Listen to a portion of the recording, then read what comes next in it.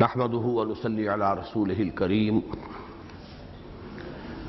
اما بعد فاعوذ بالله من الشيطان الرجيم بسم الله الرحمن الرحيم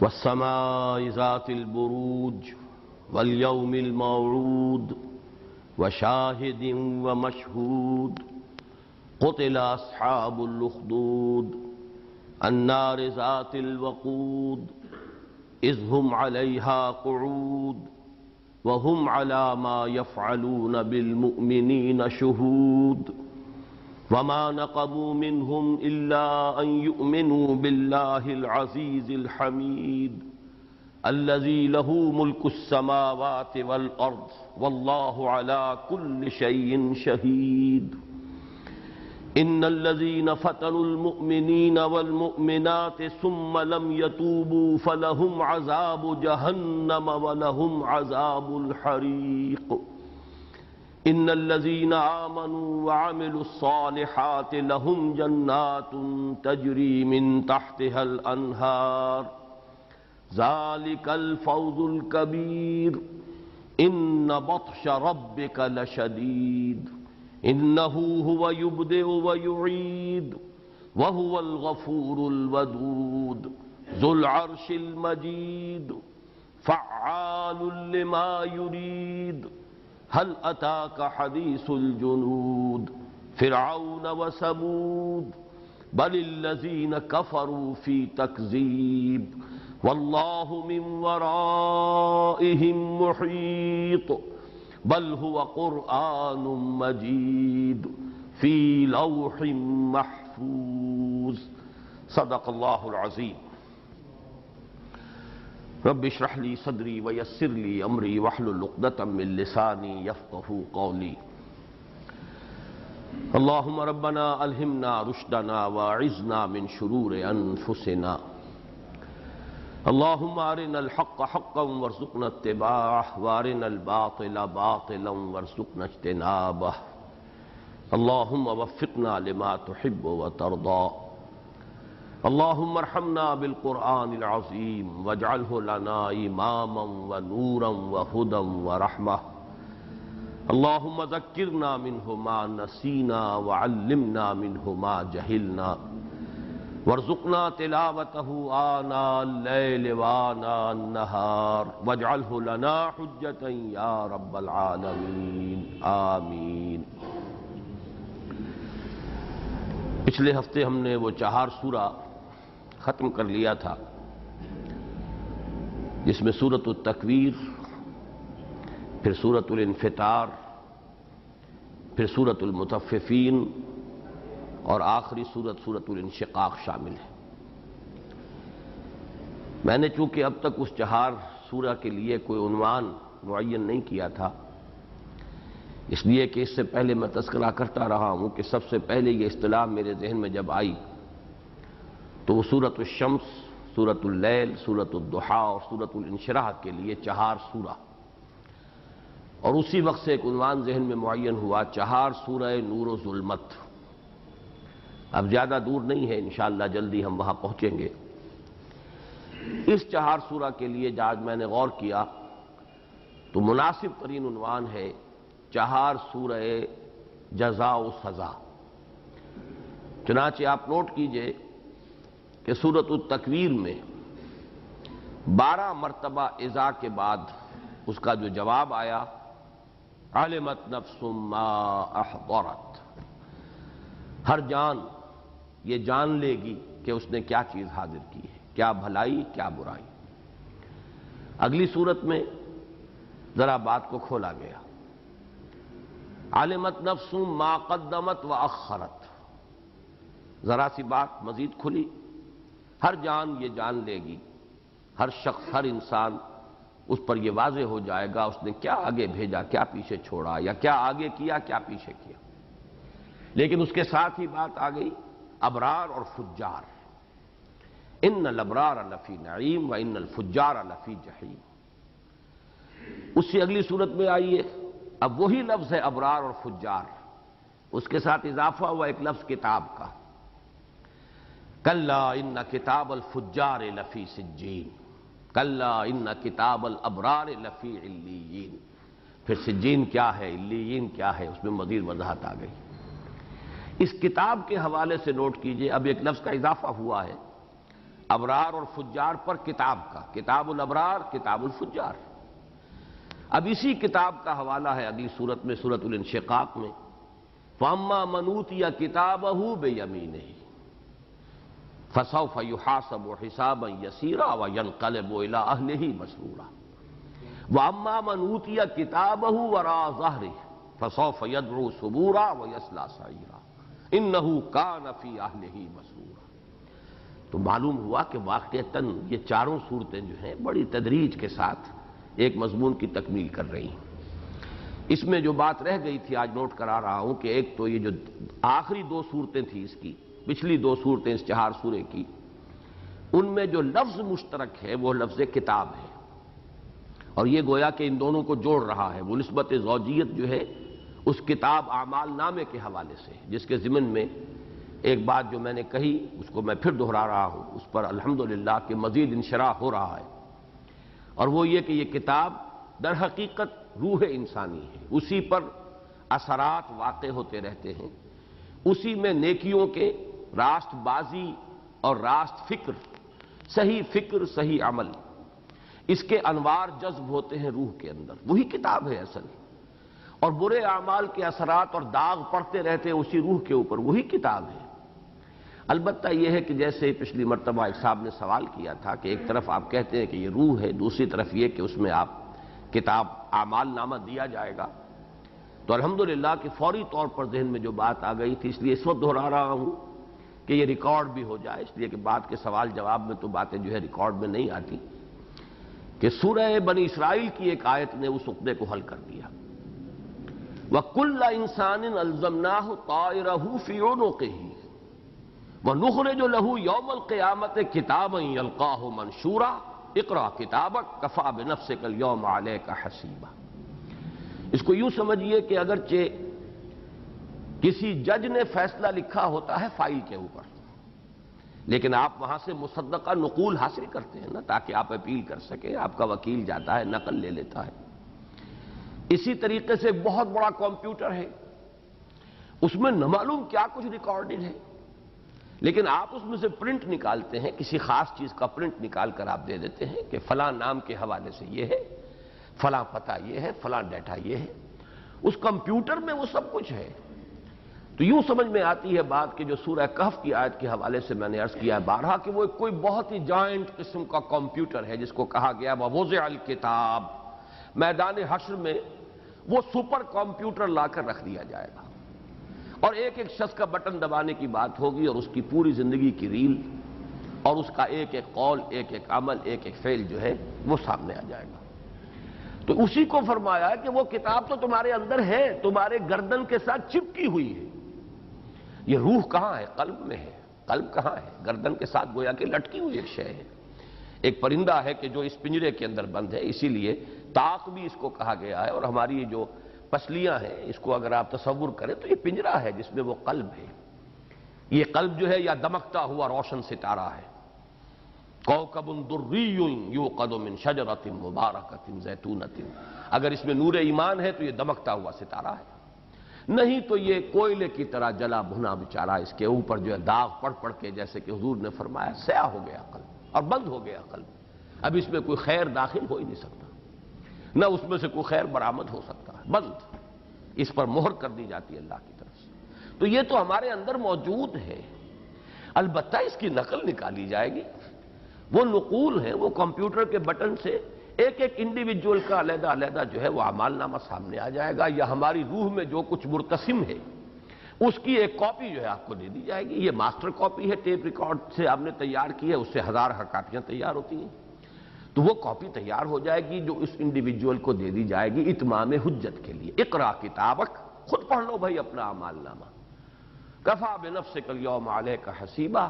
آج تم خود کافی ہو، کوئی اور شہادتوں کی ضرورت نہیں، کوئی اور گواہوں کی ضرورت نہیں. تم خود اپنا حساب کر لو، اپنا ڈیبٹ کریڈٹ دیکھ لو، تم اپنا حساب خود کر سکتے. تو یہ اس سے وہ بات جو ہے بہت ہی یوں سمجھیے کہ مبرہن ہو کر اور بہت واضح ہو کر سامنے آئی. آخری بات سورۃ الانشقاق کا اگرچہ درس جو ہے پچھلے ہفتے 2 گھنٹے 20 منٹ کا ہو گیا تھا، اور میں معذرت خواہ ہوں، میں سمجھتا ہوں کہ یہ معذرت میری طرف سے ڈیو ہے آپ حضرات کے لیے، لیکن ابھی ایک بات میں اس سورہ مبارکہ میں جو 2 یونیورسل ٹروتھس آئے ہیں، وہ میں نے عرض کیا تھا کہ وہ سورت اس اعتبار سے ہم کہہ سکتے ہیں کہ 2 سورتوں کا مجموعہ ہے۔ قرآن میں کہیں کہیں ایسا ہے کہ 2 سورتیں مل کر ایک سورت بنتی ہیں مانن، جیسے کہ آگے چل کر یہ بات سامنے آئے گی کہ سورۃ الضحیٰ اور سورۃ الانشراح، حضرت عبداللہ ابن مسعود رضی اللہ تعالی عنہ اس کو ایک ہی سورت قرار دیتے تھے اور ایک ہی رکعت میں پڑھتے تھے بلا فصل۔ یہ بات آگے آ جائے گی، اگرچہ ہیں 2 صورتیں، وہ جو مصحف ہے حقیقت یہی ہے، لیکن غالباً ان کی رائے کا مطلب یہ تھا کہ ان کا مضمون اتنا ایک دوسرے سے متصل ہے کہ انہیں ایک صورت قرار دیا جا سکتا ہے۔ اس کے برعکس بعض صورتیں ہیں کہ جو 2 صورتیں ہیں ایک صورت کے اندر، معنی کے اعتبار سے صورت تو وہی ہے۔ سورہ تکویر جیسا کہ میں نے عرض کیا، ایک مضمون مکمل ہوا ہے 14 آیتوں میں اور دوسرا مضمون 15 آیتوں میں، درمیان میں قسم، فلا اقسم بالخنس الجوار الکنس واللیل اذا عسعس والصبح اذا تنفس، اور دونوں مضمونوں کا بظاہر کوئی تعلق نہیں ہے۔ تعلق ہے وہ میں بیان کر چکا ہوں سورہ تکویر میں، لیکن بظاہر نہیں۔ اسی طرح سورۃ الانشقاق ہے، یہ بھی 2 صورتوں پر گویا کہ مشتمل ہے۔ شروع میں اذا السماء انشقت واذنت لربها وحقت واذا الارض مدت والقت ما فيها وتخلت واذنت لربها وحقت یا ایھا الانسان انک کادح الى ربک کدحا فملاقیہ۔ اور اگلی صورت یعنی اس صورت کا دوسرا حصہ جسے ہم کہہ سکتے ہیں کہ وہ ایک مکمل صورت ہے، فلا اقسم بالشفق واللیل وما وسق والقمر اذا اتسق لترکبن طبقا عن طبق۔ تو یہ جو جس پر یہ 3 قسمیں کھانے کے بعد جو بات کہی گئی، اور وہ جو اذا السماء انشقت اور اذا الارض مدت، اس کے حوالے سے جو بات کہی گئی وہ جواب شرط ہے، یہ جواب قسم ہے۔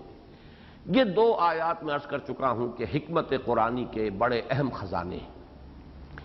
ان کے ضمن میں ایک بات کا میں آج اضافہ کرنا چاہ رہا ہوں۔ ایک تو یہ جو کل جمعے کے میری تقریر میں ایک مضمون آیا تھا، اور میں سمجھتا ہوں کہ وہ یہاں بھی اس کا اندراج ہو جائے تو مناسب ہے، اور وہ یہ ہے کہ انک کادح الی ربک کدحا فملاقیہ۔ میں نے عرض کیا تھا کہ اس کا مثنیٰ ہے لقد خلقنا الانسان فی کبد، ہم نے انسان کو مشقت ہی میں پیدا کیا ہے۔ حدیث میں نے آپ کو سنائی تھی، کل الانسان یغدو، ہر انسان صبح کرتا ہے فبائع نفسہ، اور شام تک رات تک اپنے آپ کو بیچتا ہے، اپنی جان لگاتا ہے، کھپاتا ہے، صرف کرتا ہے، انویسٹ کرتا ہے، بیچتا ہے۔ فموتقها او موبقها، شام کو واپس آتا ہے تو یا ہلاکت کا پروانہ لے کر آتا ہے اپنے لیے، اور یا جہنم سے رہائی کا پروانہ لے کر آتا ہے۔ گویا کہ محنت تو سب کو کرنی پڑی۔ کل میں نے جمعے میں جو عرض کیا تھا جہاد زندگانی کے حوالے سے، چونکہ حقیقت جہاد پر بات ہو رہی تھی، تو علامہ اقبال کے اس شعر میں کہ یقین محکم عمل پہم محبت فاتح عالم، جہاد زندگانی میں ہے یہ مردوں کی شمشیریں۔ میں یہاں پورے شعر پر بات نہیں کر رہا، لیکن اس طرح مجھے پسند آئی جہاد زندگانی۔ زندگی ایک مسلسل جہاد کا نام ہے۔ عام انسان بھی کر رہا ہے جہاد، اور مسلمان اور مومن بھی کر رہا ہے جہاد۔ عام انسان کا جہاد کیا ہے؟ 2 جہاد تو وہ ہیں جو جائز ہیں بشرطے کہ جائز ذرائع اس میں استعمال کیے جائیں، اور 2 جہاد وہ ہیں جو ناجائز ہیں، ذرائع اس کے کوئی بھی ہو۔ ایک جہاد کیا ہے؟ جہد للبقاء، زندہ رہنے کے لیے پیٹ کو کچھ چاہیے، آپ کو اس میں کچھ نہ کچھ ڈالنا ہے، غذا بہم پہنچانی ہے۔ یہ جس کو جدید سائیکالوجی میں کہا جاتا ہے پریزرویشن آف دی سیلف، یہ ضرورت ہے۔ پریزرویشن آف دی اسپیشیز، یہ ضرورت ہے۔ نفس میں تقاضے رکھ دیے اللہ نے، ان کو پورا کرنا ہے۔ اس کے لیے بھاگ دوڑ، محنت، اور اس میں بھی مقابلہ ہوتا ہے، کمپٹیشن ہے، اسٹرگل فار ایگزسٹنس۔ یہ جہاد جائز ہے بشرطے کہ اس میں ذرائع بھی آپ نے جائز استعمال کیے۔ اگر آپ نے اس میں حرام ذرائع استعمال کر لیے تو اپنے اس پورے جہاد کو حرام کر دیا، ورنہ یہ کہ جہاد وہ جائز ہے، جہاد جو ہے ناجائز نہیں۔ اسی طرح کا ایک جہاد ہے جہاد حریت۔ یہ جو کچھ افغانستان میں اور کشمیر میں، اور اس کے لیے ہم نے لفظ جہاد کو جو ہے بہت زیادہ استعمال کر دیا، تجزیہ کریں گے تو وہ اصلاً جہاد حریت ہے، آزادی کا جہاد۔ یہ بھی ہر انسان کا پیدائشی حق ہے، not to be dominated and governed by others۔ اللہ کا بندہ ہے وہ، اللہ کی حکومت اس پر ہونی چاہیے، باقی ایک انسان دوسرے انسان پر حکومت کرے کیوں؟ یہ حق نہیں ہے کسی کو۔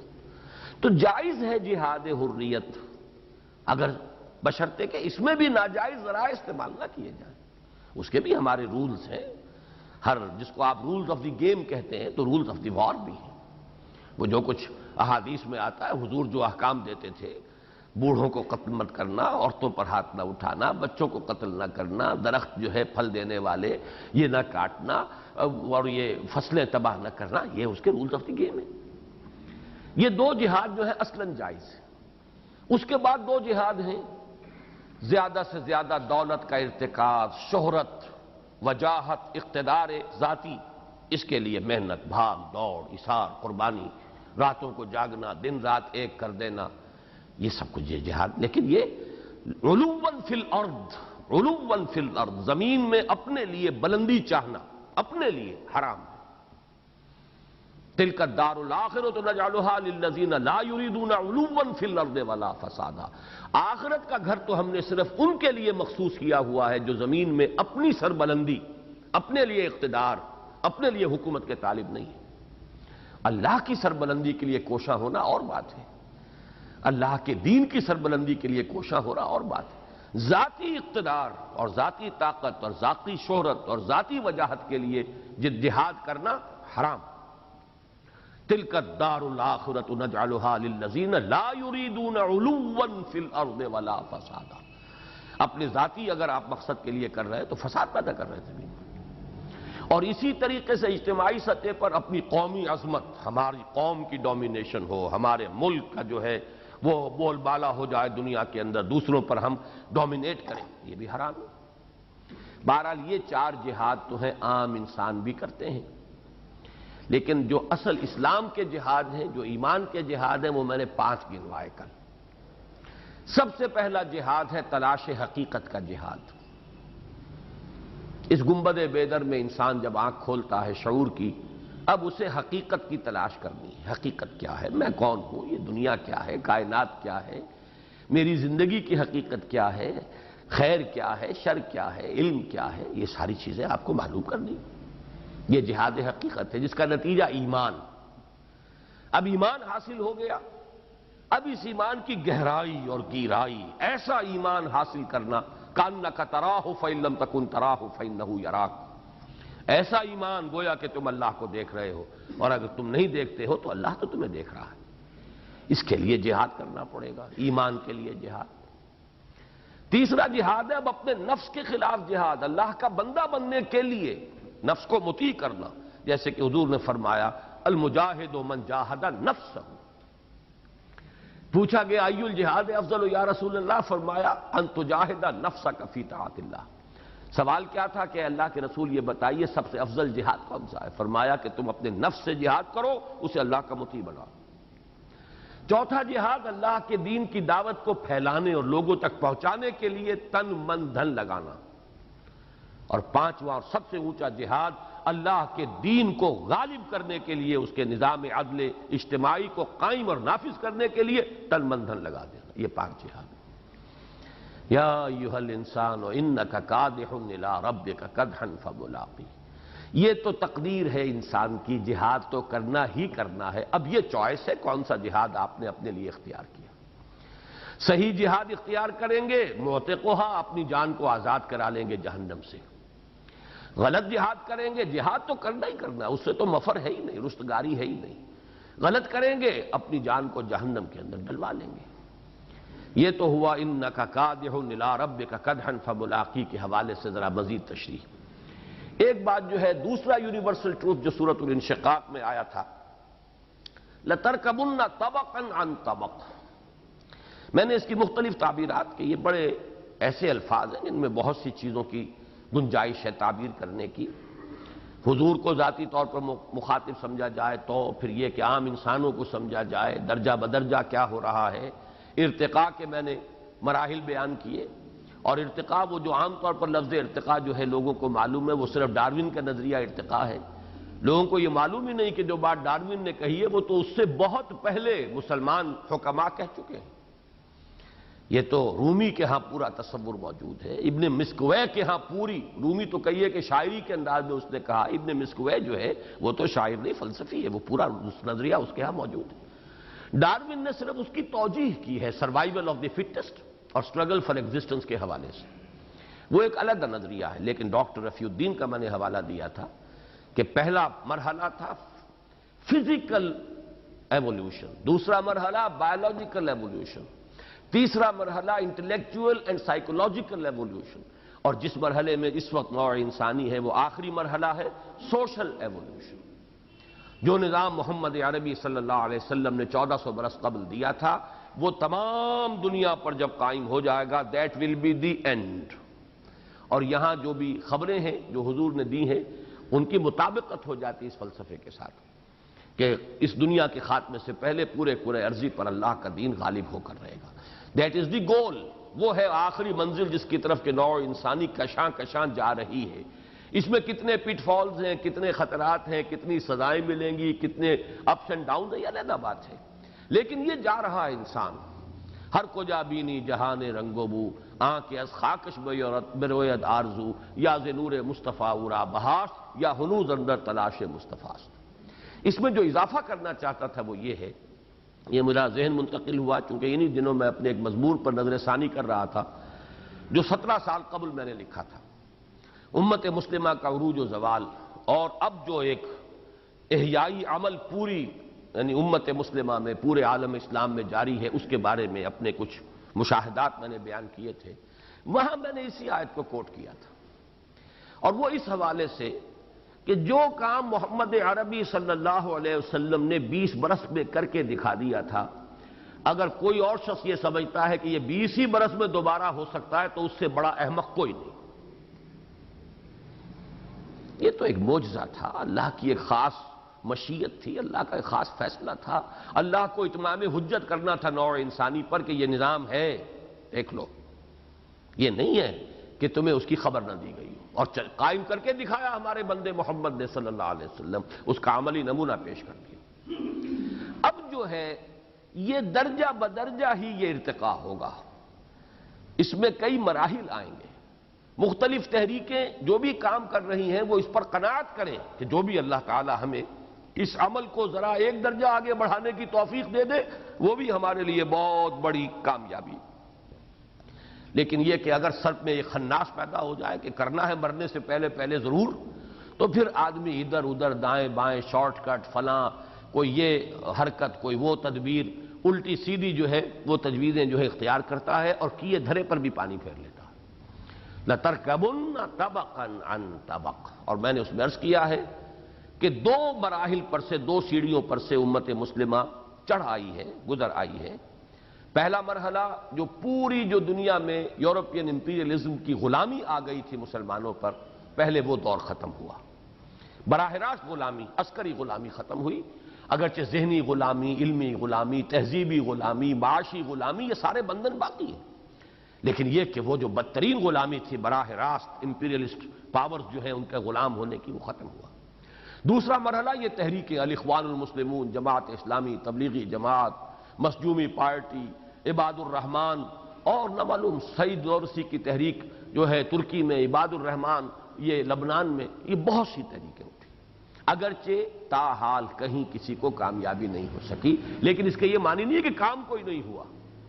لاکھوں نوجوان ہیں آج موٹیویٹڈ ہیں، ان میں جذبہ ہے، وہ کام کرنا چاہتے ہیں، ٹھیک ہے، یہ درجہ بدرجہ ہی انکشاف ہوگا۔ یہ انقلابی پروسیس جو ہے یہ پورے طور پر ابھی واضح نہیں تھا کہ اس کا عمل کیا ہے، ایک جذبہ ہے، ایک امنگ ہے، انقلاب برپا کرنا کیسے ہوگا، اس کے مراحل کیا ہیں، ہر مرحلے کے کیا تقاضے ہیں، پہلے مرحلے سے دوسرے تک جانے کے لیے کیا چیز ہے، پری ریکویزٹ کیا ہے کہ اس کو کر لیا ہو تو اگلا قدم بڑھائیں، یہ تمام چیزیں ہیں کہ جو درجہ بدرجہ منکشف ہو رہی ہیں۔ لَتَرْكَبُنَّ طَبَقًا عَنْ طَبَقٍ، اس آیہ مبارکہ کو اس حوالے سے بھی ذہن میں رکھنا چاہیے، اس لیے کہ انہی دنوں میں نے اپنے اس مضمون پہ جب نظر ثانی کی تو وہاں یہ آیہ مبارکہ میں نے کوٹ کی۔ بس اب آگے چلیے سورۃ البروج۔ پہلی بات یہ نوٹ کر لیجئے کہ وہ 4 سورہ جو ختم ہوا سورہ انشقاق پر، اس کے بعد 3 جوڑے ہیں سورتوں کے بالکل نمایاں۔ پہلا جوڑا یہ ہے والسماء ذات البروج والسماء والطارق، پھر سورۃ الاعلیٰ، سورۃ الغاشیہ، پھر سورۃ الفجر، سورۃ البلد۔ یہ 3 جوڑے 6 سورتیں آئیں گی، پھر آئے گا وہ 4 سورہ نور و ظلمت۔ یہ جو جوڑا ہے سورہ بروج اور سورہ طارق، ان کے مابین کیا ہے نسبت زوجیت کی بنیاد کیا ہے، کیا مشابہتیں ہیں، کس اعتبار سے یہ مضمون کی تکمیل کرتے ہیں، میں اس وقت زیادہ آپ کے ذہن کو بوجھل نہیں کرنا چاہتا، یہ بعد میں دوران درس بات واضح ہو جائے گی، بلکہ بہتر یہ ہے کہ جب دونوں صورتوں کا ہم مطالعہ کر لیں تو پھر گویا کہ نگاہ بازگشت ڈالیں گے کہ ان دونوں میں کیا چیزیں مشترک تھیں، مشابہت کے پہلو کیا تھے، کمپلیمنٹری کس اعتبار سے ایک دوسرے کے ساتھ ہیں۔ یہ ایک بات جو بالکل نمایاں ہے، ایک ہی قسم سے شروع ہو رہی ہے بات، والسماء ذات البروج والسماء والطارق۔ اور نوٹ کر لیجئے کہ اس سے پہلے کا یہ جو اذا السماء انشقت، اذا السماء انفطرت، تو پچھلے جو 4 سورے کے ساتھ بھی ان کا ایک ربط قائم ہوتا ہے، وہاں پر وہ چیزیں آئی تھیں اذا کے ساتھ، یہاں آئی ہے قسم کی شکل میں، والسماء ذات البروج، قسم ہے اس آسمان کی جو برجوں والا ہے، والسماء والطارق، قسم ہے آسمان کی اور رات کے وقت آنے والے کی۔ باقی اس کی وضاحت جو ہے بعد میں ہوگی۔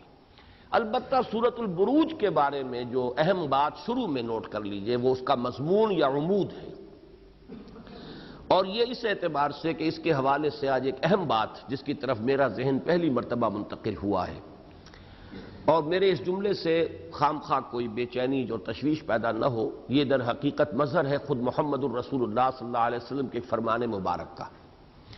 قرآن کے بارے میں حضور کا فرمان یہ ہے کہ لا تنقضی عجائبہ ولا یشبع منہ العلماء ولا یخلق عن کثرت الرد۔ اس قرآن کے عجائب کبھی ختم نہیں ہوں گے۔ کوئی شخص جو ہے یہ نہیں کہہ سکتا کہ بس اب میرا علم مکمل ہو گیا ہے۔ نئے نئے، جیسے کہ ایک کان ہے ہیرے کی، نکالتے جائیے ہیرے، وہ کان ختم ہونے والی نہیں ہے، اور نکالتے رہیں گے۔ یہ تو آپ کی ہمت ہے، آپ کی اپنی محنت ہے، کتنی غواصی کرتے ہیں، سمندر میں تو موتی بھرے پڑے ہیں، یہ تو اب یہ کہ غوطہ زنی کرنے والا کتنی محنت کرتا ہے۔ قرآن میں ہو غوطہ زن ہے مرد مسلمان، تو یقیناً آتے ہیں غیب سے یہ مضامی خیال میں، اور غالب سریر خامہ نوائے سروش ہے۔ یہ شعر بھی آج میرے ذہن کے پر آیا ہے، اور اس کا بھی میں ایک حوالہ بعد میں دے دوں گا کہ کس حوالے سے یہ شعر مجھے یاد آیا ہے غالب کا۔ حالانکہ میں کوئی غالب کا تو میں کبھی بھی کوئی طالب علم عثمانی میں رہا ہی نہیں، میں نے اس کا کبھی پورا دیوان آج تک شروع سے آخر تک پڑھا ہی نہیں ایک مرتبہ بھی، لیکن یہ کہ اشعار جو منتقل ہو جاتے ہیں، کچھ سنے سنائے ہیں، ادھر ادھر پڑھے ہوئے ہیں، وہ کس حوالے سے آج یہ شعر آیا وہ میں بعد میں عرض کروں گا۔ لیکن آج میں ایک بات آپ سے عرض کر رہا ہوں کہ میں نے سوچا اس سورہ مبارکہ کا مضمون کیا ہے، اور یہ جو ایک ہم گروپ پڑھ رہے ہیں اس کا کہ اصل مضمون ہے آخرت، جزا و سزا۔ پچھلا 4 سورہ تو بالکل یوں سمجھیے کہ ان ٹیون ہے، وہ بالکل اسی کے ساتھ ہم آہنگ ہے، وہی مضمون ہے پورے گروپ کا، بلکہ 2 گروپوں کا، سورہ قاف سے لے کے آخر تک تو مضمون ایک ہی ہے۔ لیکن اس سورہ مبارکہ کا ایک معین مضمون اور ہے، اور وہ ہے فتنہ، اہل ایمان کے لیے فتنہ جو اس دنیا میں، یعنی آزمائش، کسوٹی جس پر ان کو رگڑا جاتا ہے، اللہ امتحان لیتا ہے، آزمائشوں میں ڈالتا ہے۔ اس فتنے کے بارے میں ہمارے منتخب نصاب میں جو مطالعہ قرآن حکیم کا منتخب نصاب ہے، اس میں اہم ترین سورت سورۃ العنکبوت اور اس کے پہلے رکوع کی 13 آیتیں، اور فتنے کے اعتبار سے نوٹ کر لیجئے فتنے کی 3 نسبتیں ہیں۔ اللہ لوگوں کو فتنے میں ڈالتا ہے، یعنی اللہ امتحان لیتا ہے۔ لوگ لوگوں کو فتنوں میں ڈالتے ہیں، ابو جہل نے فتنے میں ڈالا ہوا ہے، آل یاسر کو ستا رہا ہے ابو جہل، گویا کہ یہاں فتنہ میں مبتلا کرنے والا ابو جہل ہے۔ اور لوگ خود اپنے آپ کو فتنوں میں ڈالتے ہیں، کس معنی میں کہ انہیں مال اور اسباب سے محبت زیادہ ہو گئی ہے۔ وَلَٰكِنَّكُمْ فَتَنْتُمْ أَنفُسَكُمْ، تم نے اپنے آپ کو اپنے ہاتھوں فتنے میں ڈالا، اس لیے کہ المال والبنون زینت الحیات الدنیا، یہ فتنہ ہے۔ جان لو کہ یہ مال اور اولاد کیا ہے، انما اموالکم واولادکم فتنہ۔ اب اس کی محبت اگر تمہارے دل میں جتنی جائز ہے اس سے زائد ہو گئی، تم گویا کہ تم نے اپنے آپ کو اپنے ہاتھوں فتنے میں ڈال دیا۔ اب یہ کہ تو فتنے کی 3 نسبتیں ہو گئی۔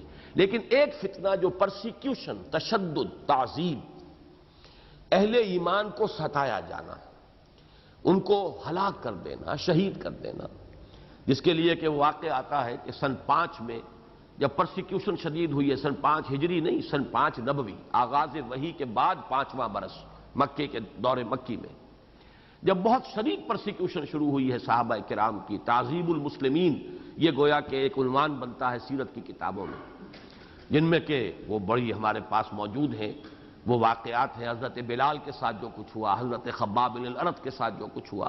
تو حضرت خباب بن الارت راوی ہیں رضی اللہ تعالیٰ عنہ اس واقعے کے کہ ایک روز ہم حاضر ہوئے، مصائب کا پہاڑ ہم پر جو ہے ناقابل برداشت حد تک بڑھ چکا تھا۔ ہم حاضر ہوئے حضور کی خدمت میں، حضور اس وقت کعبے کی ایک دیوار کے سائے میں اپنی ایک چادر کا تکیہ لگا کر آرام فرما رہے تھے۔ ہم نے جا کر عرض کیا حضور اب یہ مصائب ناقابل برداشت ہو گئے، الا تدعو لنا، کیا آپ ہمارے لیے اللہ سے دعا نہیں کرتے؟ اللہ ہمارے لیے آسانی پیدا کرے، یہ آزمائشیں ختم ہو، یہ مشکلات ختم ہو۔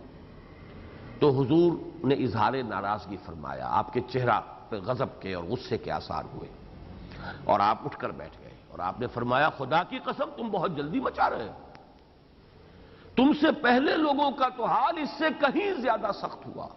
وہاں یہ الفاظ آئے کہ ایسا بھی ہوا کہ کسی مومن کو لا کر اور زمین میں گڑھا کھود کر اور آدھا جو ہے ناف تک وہ اس گڑھے کے اندر گاڑ دیا جاتا تھا، اور پھر ایک آرا سر پر رکھ کر اس کو چیرنا شروع کرتے تھے اور 2 حصوں میں تقسیم کر دیتے تھے۔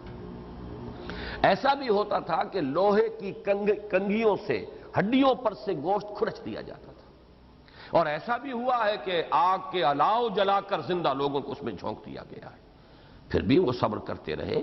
تم پر تو ابھی اتنی مصیبت آئی نہیں، تم ابھی سے جلدی بچا رہے ہو۔ مجھے وہ شعر یاد آ رہا ہے، یہ موج پریشاں خاطر کو پیغام لبے ساحل نے دیا ہے، دور وصال بحر ابھی، تو ساحل میں گھبرا بھی گئی ہے، کچھ ایسا مجھے مصرع پورا یاد نہیں ہے، ابھی سے جلدی بچا رہے ہیں۔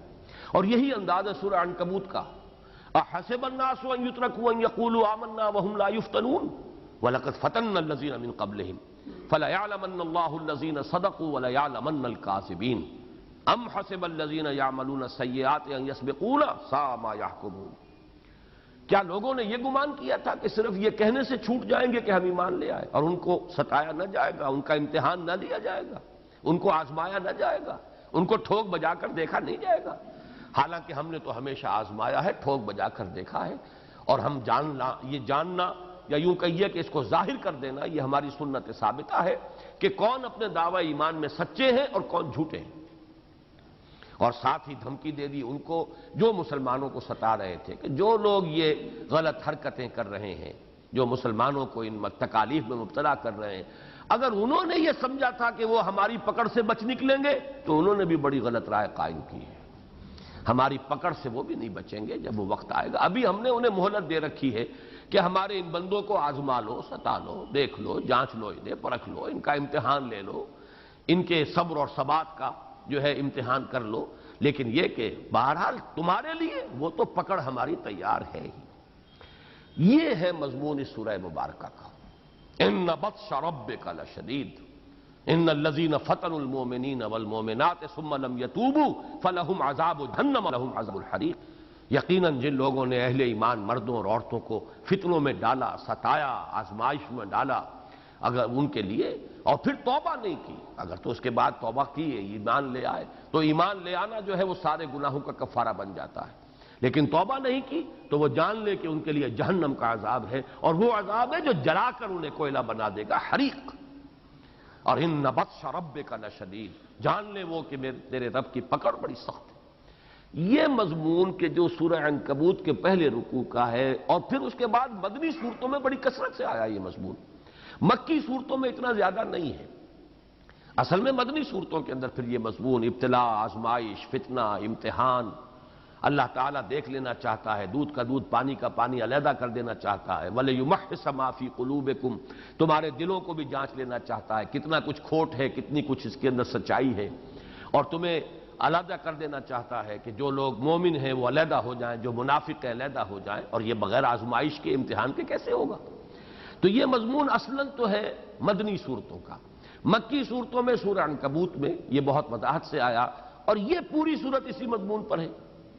اب آئیے وہ نقطہ جس کی طرف آج ذہن منتقل ہوا کہ قرآن مجید میں مضامین کو اللہ نے اس طریقے سے منتشر کر دیا ہے. یہ مضمون یہاں بھی آ گیا، یہ مضمون وہاں بھی آ گیا. وہ 20ویں پارے کا اختتام ہے، یہ 30واں پارہ ہے. یہ مضامین اس لیے ڈسپرس کر دیے گئے ہیں. اصل میں تو لفظ استعمال کرنا چاہتا تھا قرآن مجید میں مضامین منتشر کر دیے گئے، لیکن یہ لفظ اردو میں اچھے سینس میں استعمال نہیں ہوتا. منتشر ہو جانا، نشر کے معنی پھیل جانا. یہ جو ڈسپرسل انگریزی میں کہتے ہیں آپ، ان مضامین کو مختلف حصوں میں، تاکہ ایک انسان تلاوت کرتا ہے، ایک مہینے میں فرض کیجئے ایک شخص قرآن مجید کی تلاوت کرتا ہے، تو یہ مضامین کچھ وقفے کے بعد تمام مضامین دہرا کر سامنے آتے رہیں. یہ نہ ہو کہ پھر وہ مضمون ایک مہینے کے بعد ہی آئے. اگر یہ یکجا ہو گئے ہوتے مضامین تو گویا کہ پھر وہ مضمون آتا، پھر ایک مہینے کے بعد وہ مضمون آتا. اگر کوئی شخص ایک ہفتے میں قرآن ختم کر رہا ہے تو ایک ہفتے میں یہ تمام مضامین جو ہے مختلف ایام کے اندر کہیں تفصیل سے، کہیں اجمال سے، کہیں ایک پہلو سے، کہیں دوسرے پہلو سے، اس لیے کہ اصل چیز جو مطلوب ہے وہ تذکیر ہے. جیسے کہ اگلے جوڑے کی صورت آئے گی اور وہ یہ فذکر، اور اس کے بعد دوسری صورت میں بھی جو دونوں کے اندر ہے فذکر انما انت مذکر فذکر ان نفعت الذکریٰ. تو چونکہ تذکیر مقصود ہے، لہذا اگر مختلف مضامین کو مختلف سیکشنز کے اندر محدود کر دیا جاتا، جیسے کتاب کے اندر ابواب ہوتے ہیں، ایک بات مکمل ہو گئی، اب یہ اگر فرض کیے 30 باب ہیں اس کتاب کے، تو وہ بات اب کسی باب میں نہیں آئے گی. گویا کہ وہ اگر آپ کے ذہن سے اتر گئی وہ بات تو اتر گئی. اب تو پھر دوبارہ ہی کتاب پڑھیں گے، جب مرحلہ آئے گا تو پھر وہ بات دوبارہ آپ کے سامنے آئے گی. قرآن میں یہ گویا کہ پھیلا دیا گیا ہے، ڈسپرس کر دیا گیا ہے. نشر اور نثر، اس پر میں بات کر چکا ہوں پہلے، نثر اور نشر. تو یہ در حقیقت قرآن میں مضامین کو اس طرح نثر یا نشر کے انداز میں مختلف جگہوں پر پھیلا دیا گیا ہے تاکہ ایک قاری، ایک تلاوت کرنے والا مستقل طور پر اس کے سامنے اہم مضامین جو ہیں وہ آتے رہیں وقفے سے. ایسا نہ ہو کہ وہ ایک مضمون جو ہے وہ بس ایک جگہ آ کر اور اس کی تفصیل وہیں پر مکمل ہو جائے. یہ ہے حکمت اس کی کہ جو آج میرے سامنے آئی ہے، واللہ اعلم. اب آئیے والسماء ذات البروج، قسم ہے آسمان کی جو برجوں والا ہے. اس سے مراد کیا ہے اس کو سمجھ لیجئے. پہلی بات تو یہ کہ برجا اور برزا، یہ فقہ اللغہ کے اعتبار سے یہ ایک اہم نقطہ نوٹ کر لیجئے. جیسے میں نے اس سے پہلے عرض کیا تھا کہ جن الفاظ کے سے حرفی مادے مشابہ ہوتے ہیں، قریب ہوتے ہیں، ان کے مفہوم میں بھی قرب ہوتا ہے. تو با را جیم اور با را زا، جیم اور زا آپ کو معلوم ہے کہ ہمارے بنگالی بھائی تو جیم کو زے اور زے کو جیم پڑھتے ہی تھے. یہ دونوں اتنے ایک دوسرے سے قریب ہیں. تو میں یہ عرض کر رہا تھا کہ فقہ اللغہ کے اعتبار سے یہ ایک نقطہ نوٹ کر لیجئے کہ برجا برزا دونوں میں کیا چیز مشترک ہے؟ کسی چیز کا نمایاں ہونا، واضح ہونا، کھل کر سامنے آ جانا.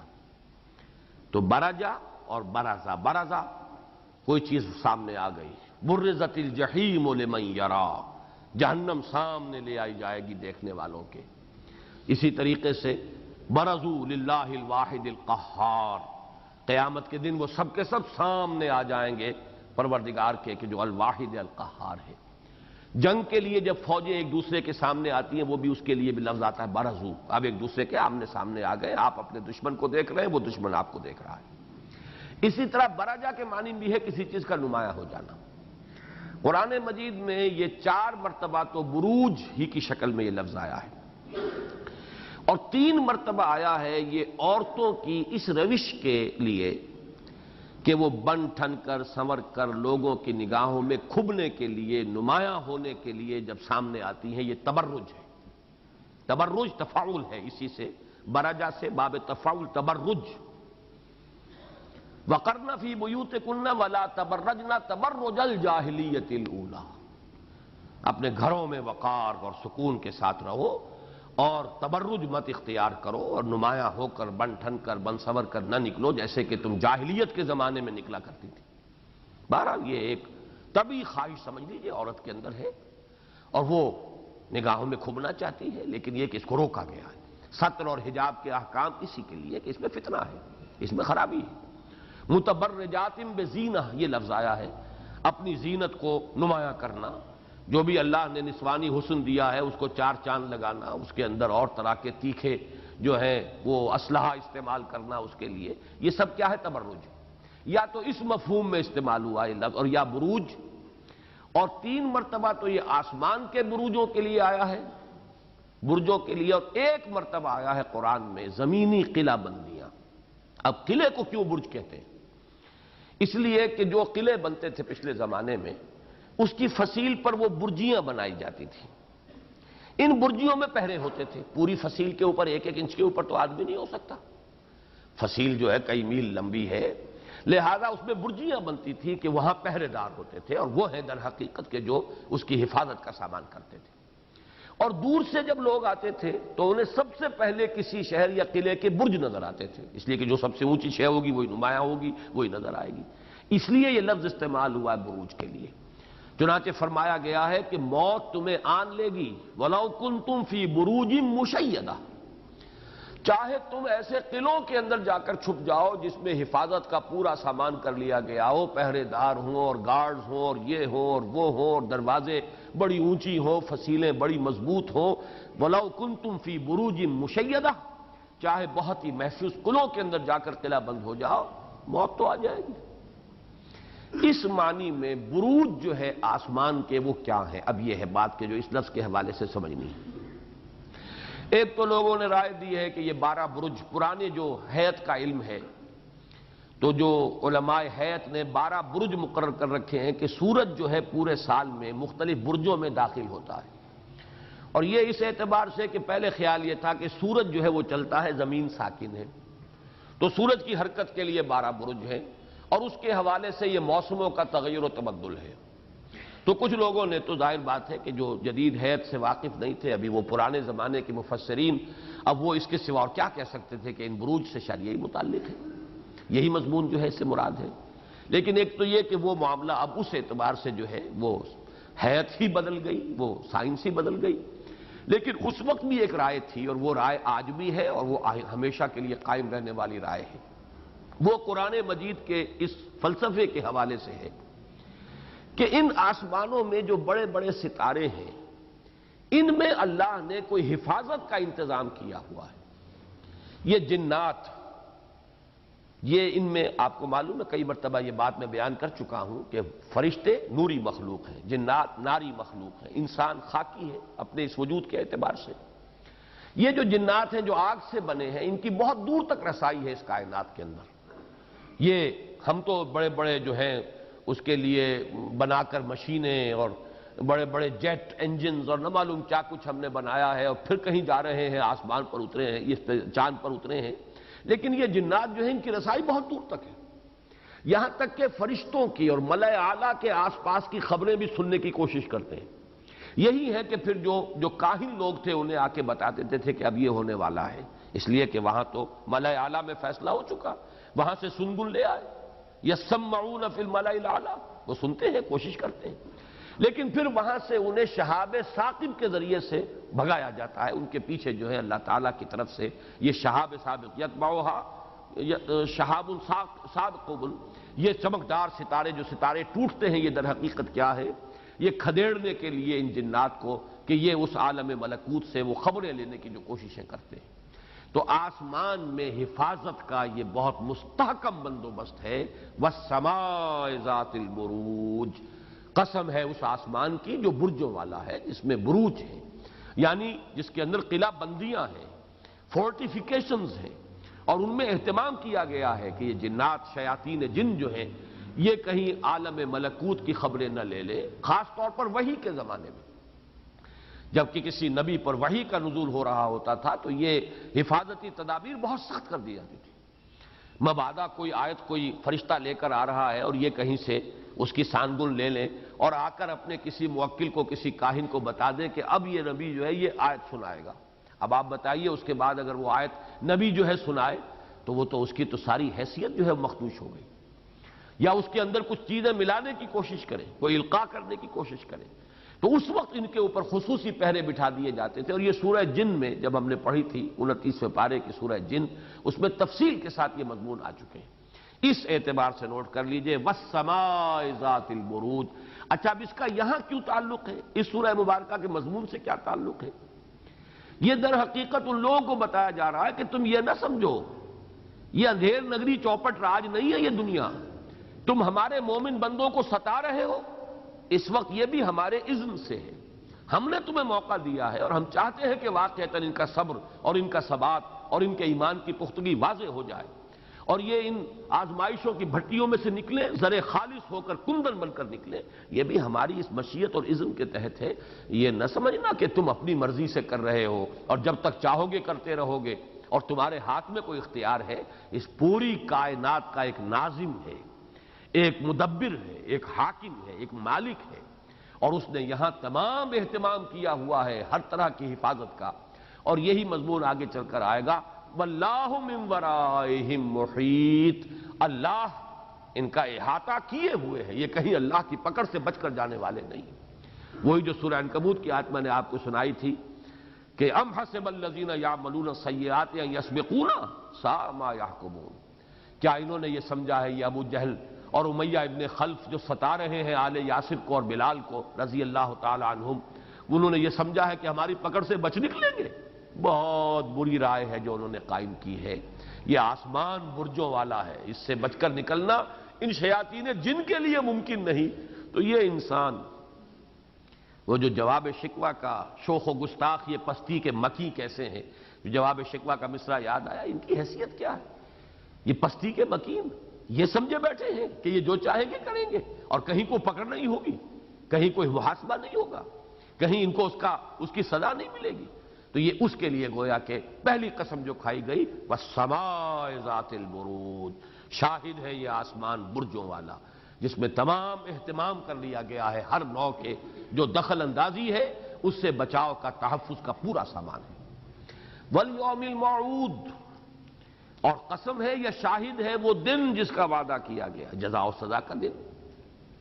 اہل ایمان اگر اپنے ایمان پر کاربند رہے، ثابت قدم رہے، ڈٹے رہے، جانیں دے دیں، لیکن یہ کہ توحید سے منحرف نہیں ہوئے، ایمان سے انہوں نے رشتہ نہیں توڑا، تو اللہ تعالیٰ کے لیے کہ ہاں ان کے لیے اعزاز ہے، اکرام ہے، خلعتیں ہیں، حور و قصور ہیں، جنتیں ہیں، جنت نعیم ہے.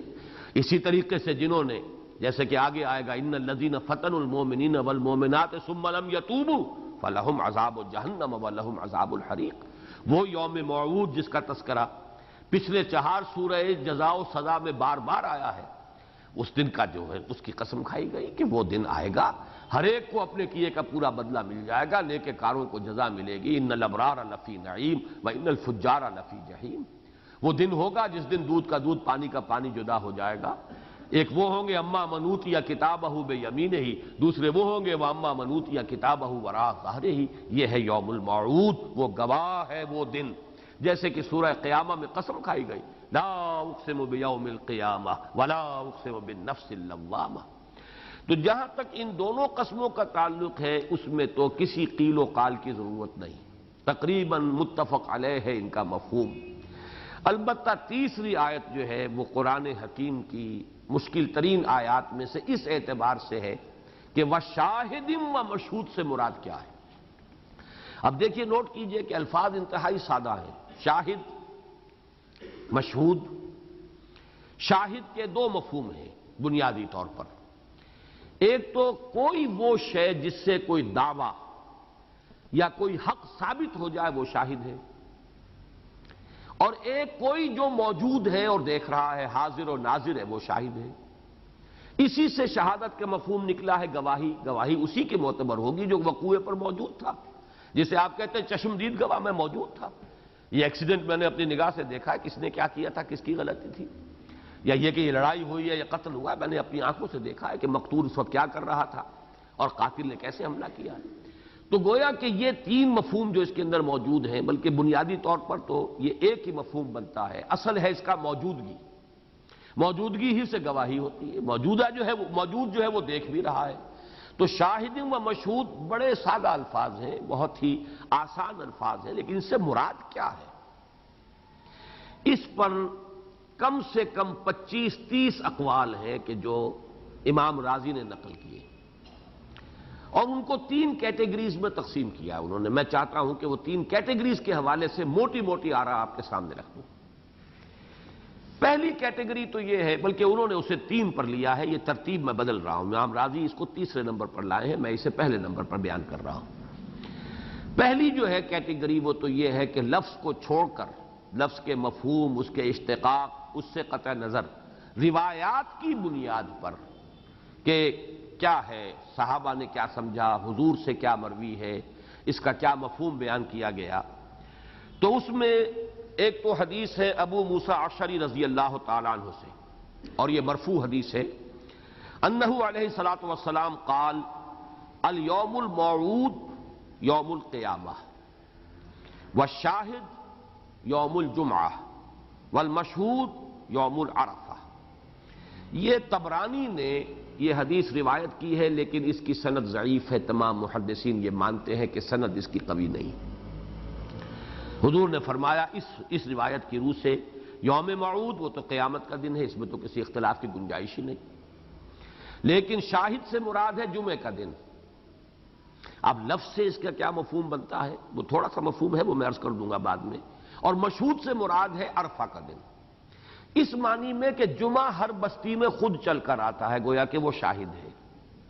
مشہود یوم عرفہ ہے کہ وہاں لوگ پہنچتے ہیں، اس اعتبار سے شاہد و مشہود، اور تعلق جڑ جاتا ہے یوم الموعود سے، والیوم الموعود وشاہد ومشہود، تو اس اعتبار سے ایک تسلسل بھی ہے کہ ایک دن ہے وہ قیامت کا دن جس کی قسم کھائی گئی دوسری آیت میں، ایک دن ہے جمعے کا دن شاہد کہ جو آتا ہے ہر بستی کے اندر، وہ شاہد ہے، گویا کہ حاضر ہے، ہر بستی میں آ جاتا ہے، ہر جگہ آ گیا ہے، اور ایک یوم عرفہ ہے، اس میں جایا جاتا ہے، وہاں حاضری دی جاتی ہے، وہ گویا کہ مشہود ہے۔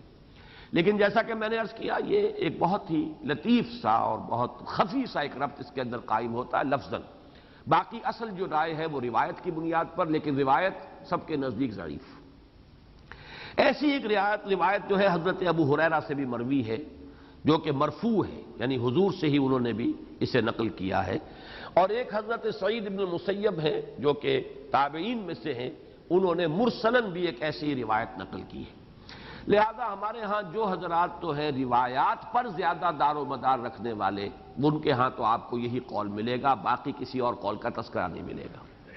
لیکن یہ نوٹ کر لیجئے کہ حضرت ابو ہریرہ رضی اللہ تعالیٰ عنہ کی روایت کو اگرچہ امام ترمذی لائے ہیں اپنی کتاب میں، لیکن خود انہوں نے بیان کر دیا ہے کہ اس کی سند ضعیف ہے، اس لیے کہ اس میں ایک ہی راوی ہے، اس کا خبر احاد ہے، ایک ہی راوی ہے، وہ موسیٰ ابن عبیدہ ہے، اور وہ راوی ضعیف ہیں، لہذا روایات جو ہیں ان کے اندر ثقاہت کے اعتبار سے، مستند ہونے کے اعتبار سے ان کا پایہ بلند نہیں ہے۔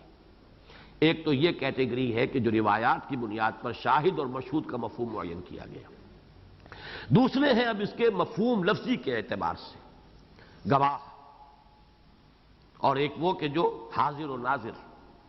اس کے حوالے سے نوٹ کیجئے، ایک رائے یہ ہے کہ اللہ شاہد ہے، اور مشہود جس کی گواہی اس نے دی ہے وہ توحید ہے۔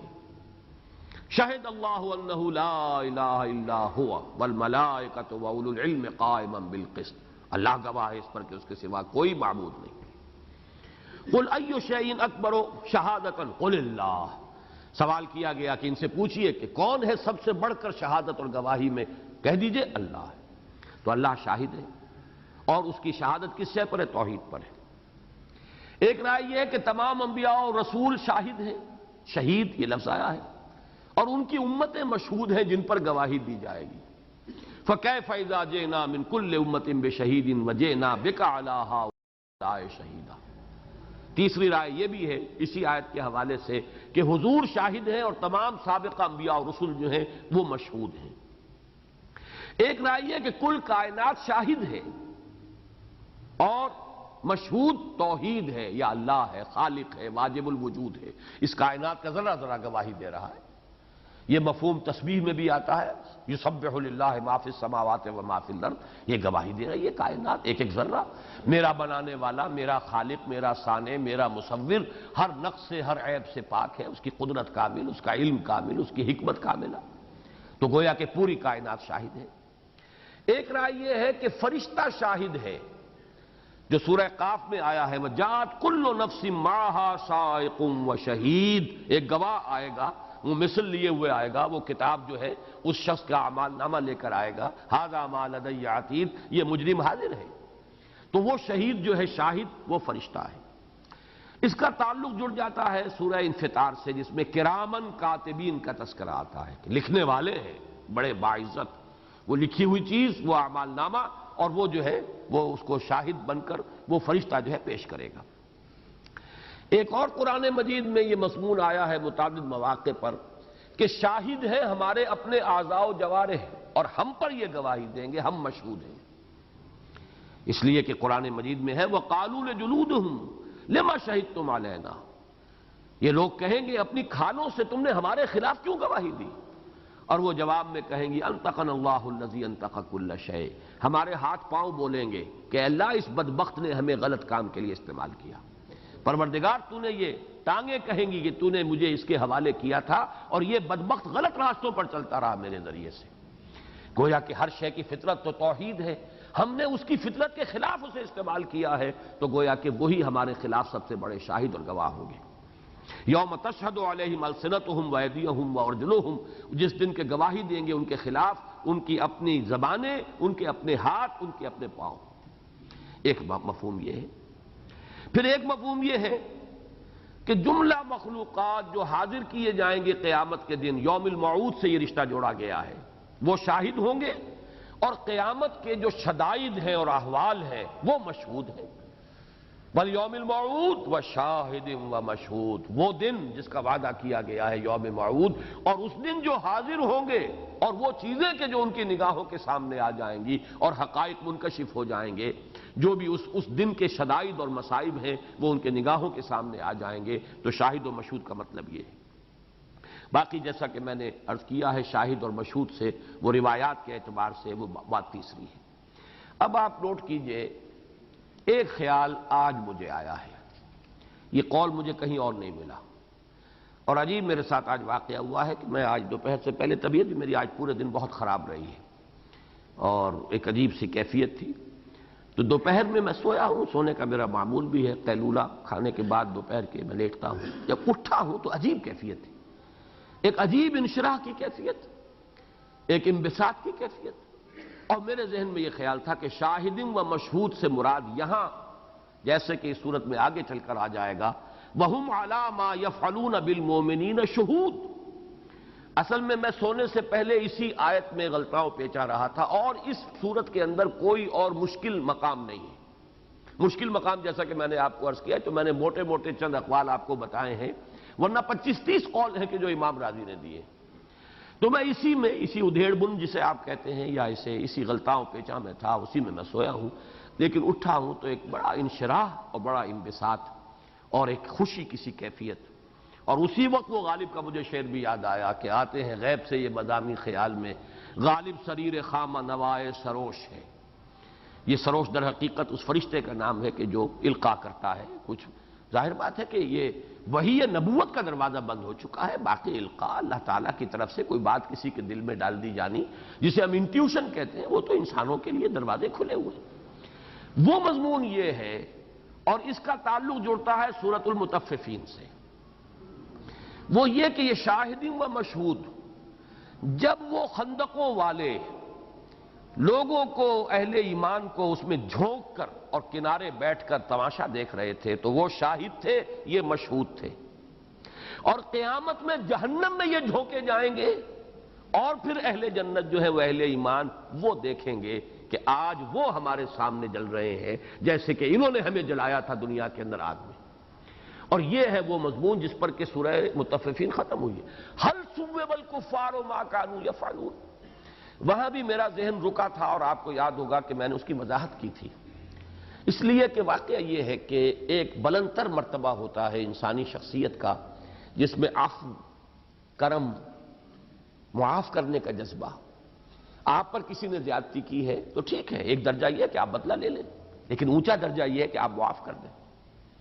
ایک بہت اونچی شخصیت والا انسان یہ نہیں چاہے گا کہ اگر کسی نے اس کو ستایا تھا کسی وقت تو اب وہ ضرور ستائے اسے، جبکہ ویسے بھی قیامت کا دن ہے، نظر آ رہا ہے کہ ان لوگوں کی تو گویا کہ اب یوں سمجھئے کہ ہلاکت وہ تو سامنے ہے، اب مرتے کو مارے شاہ مدار، اس وقت اہل ایمان ان کا مذاق اڑائیں گے۔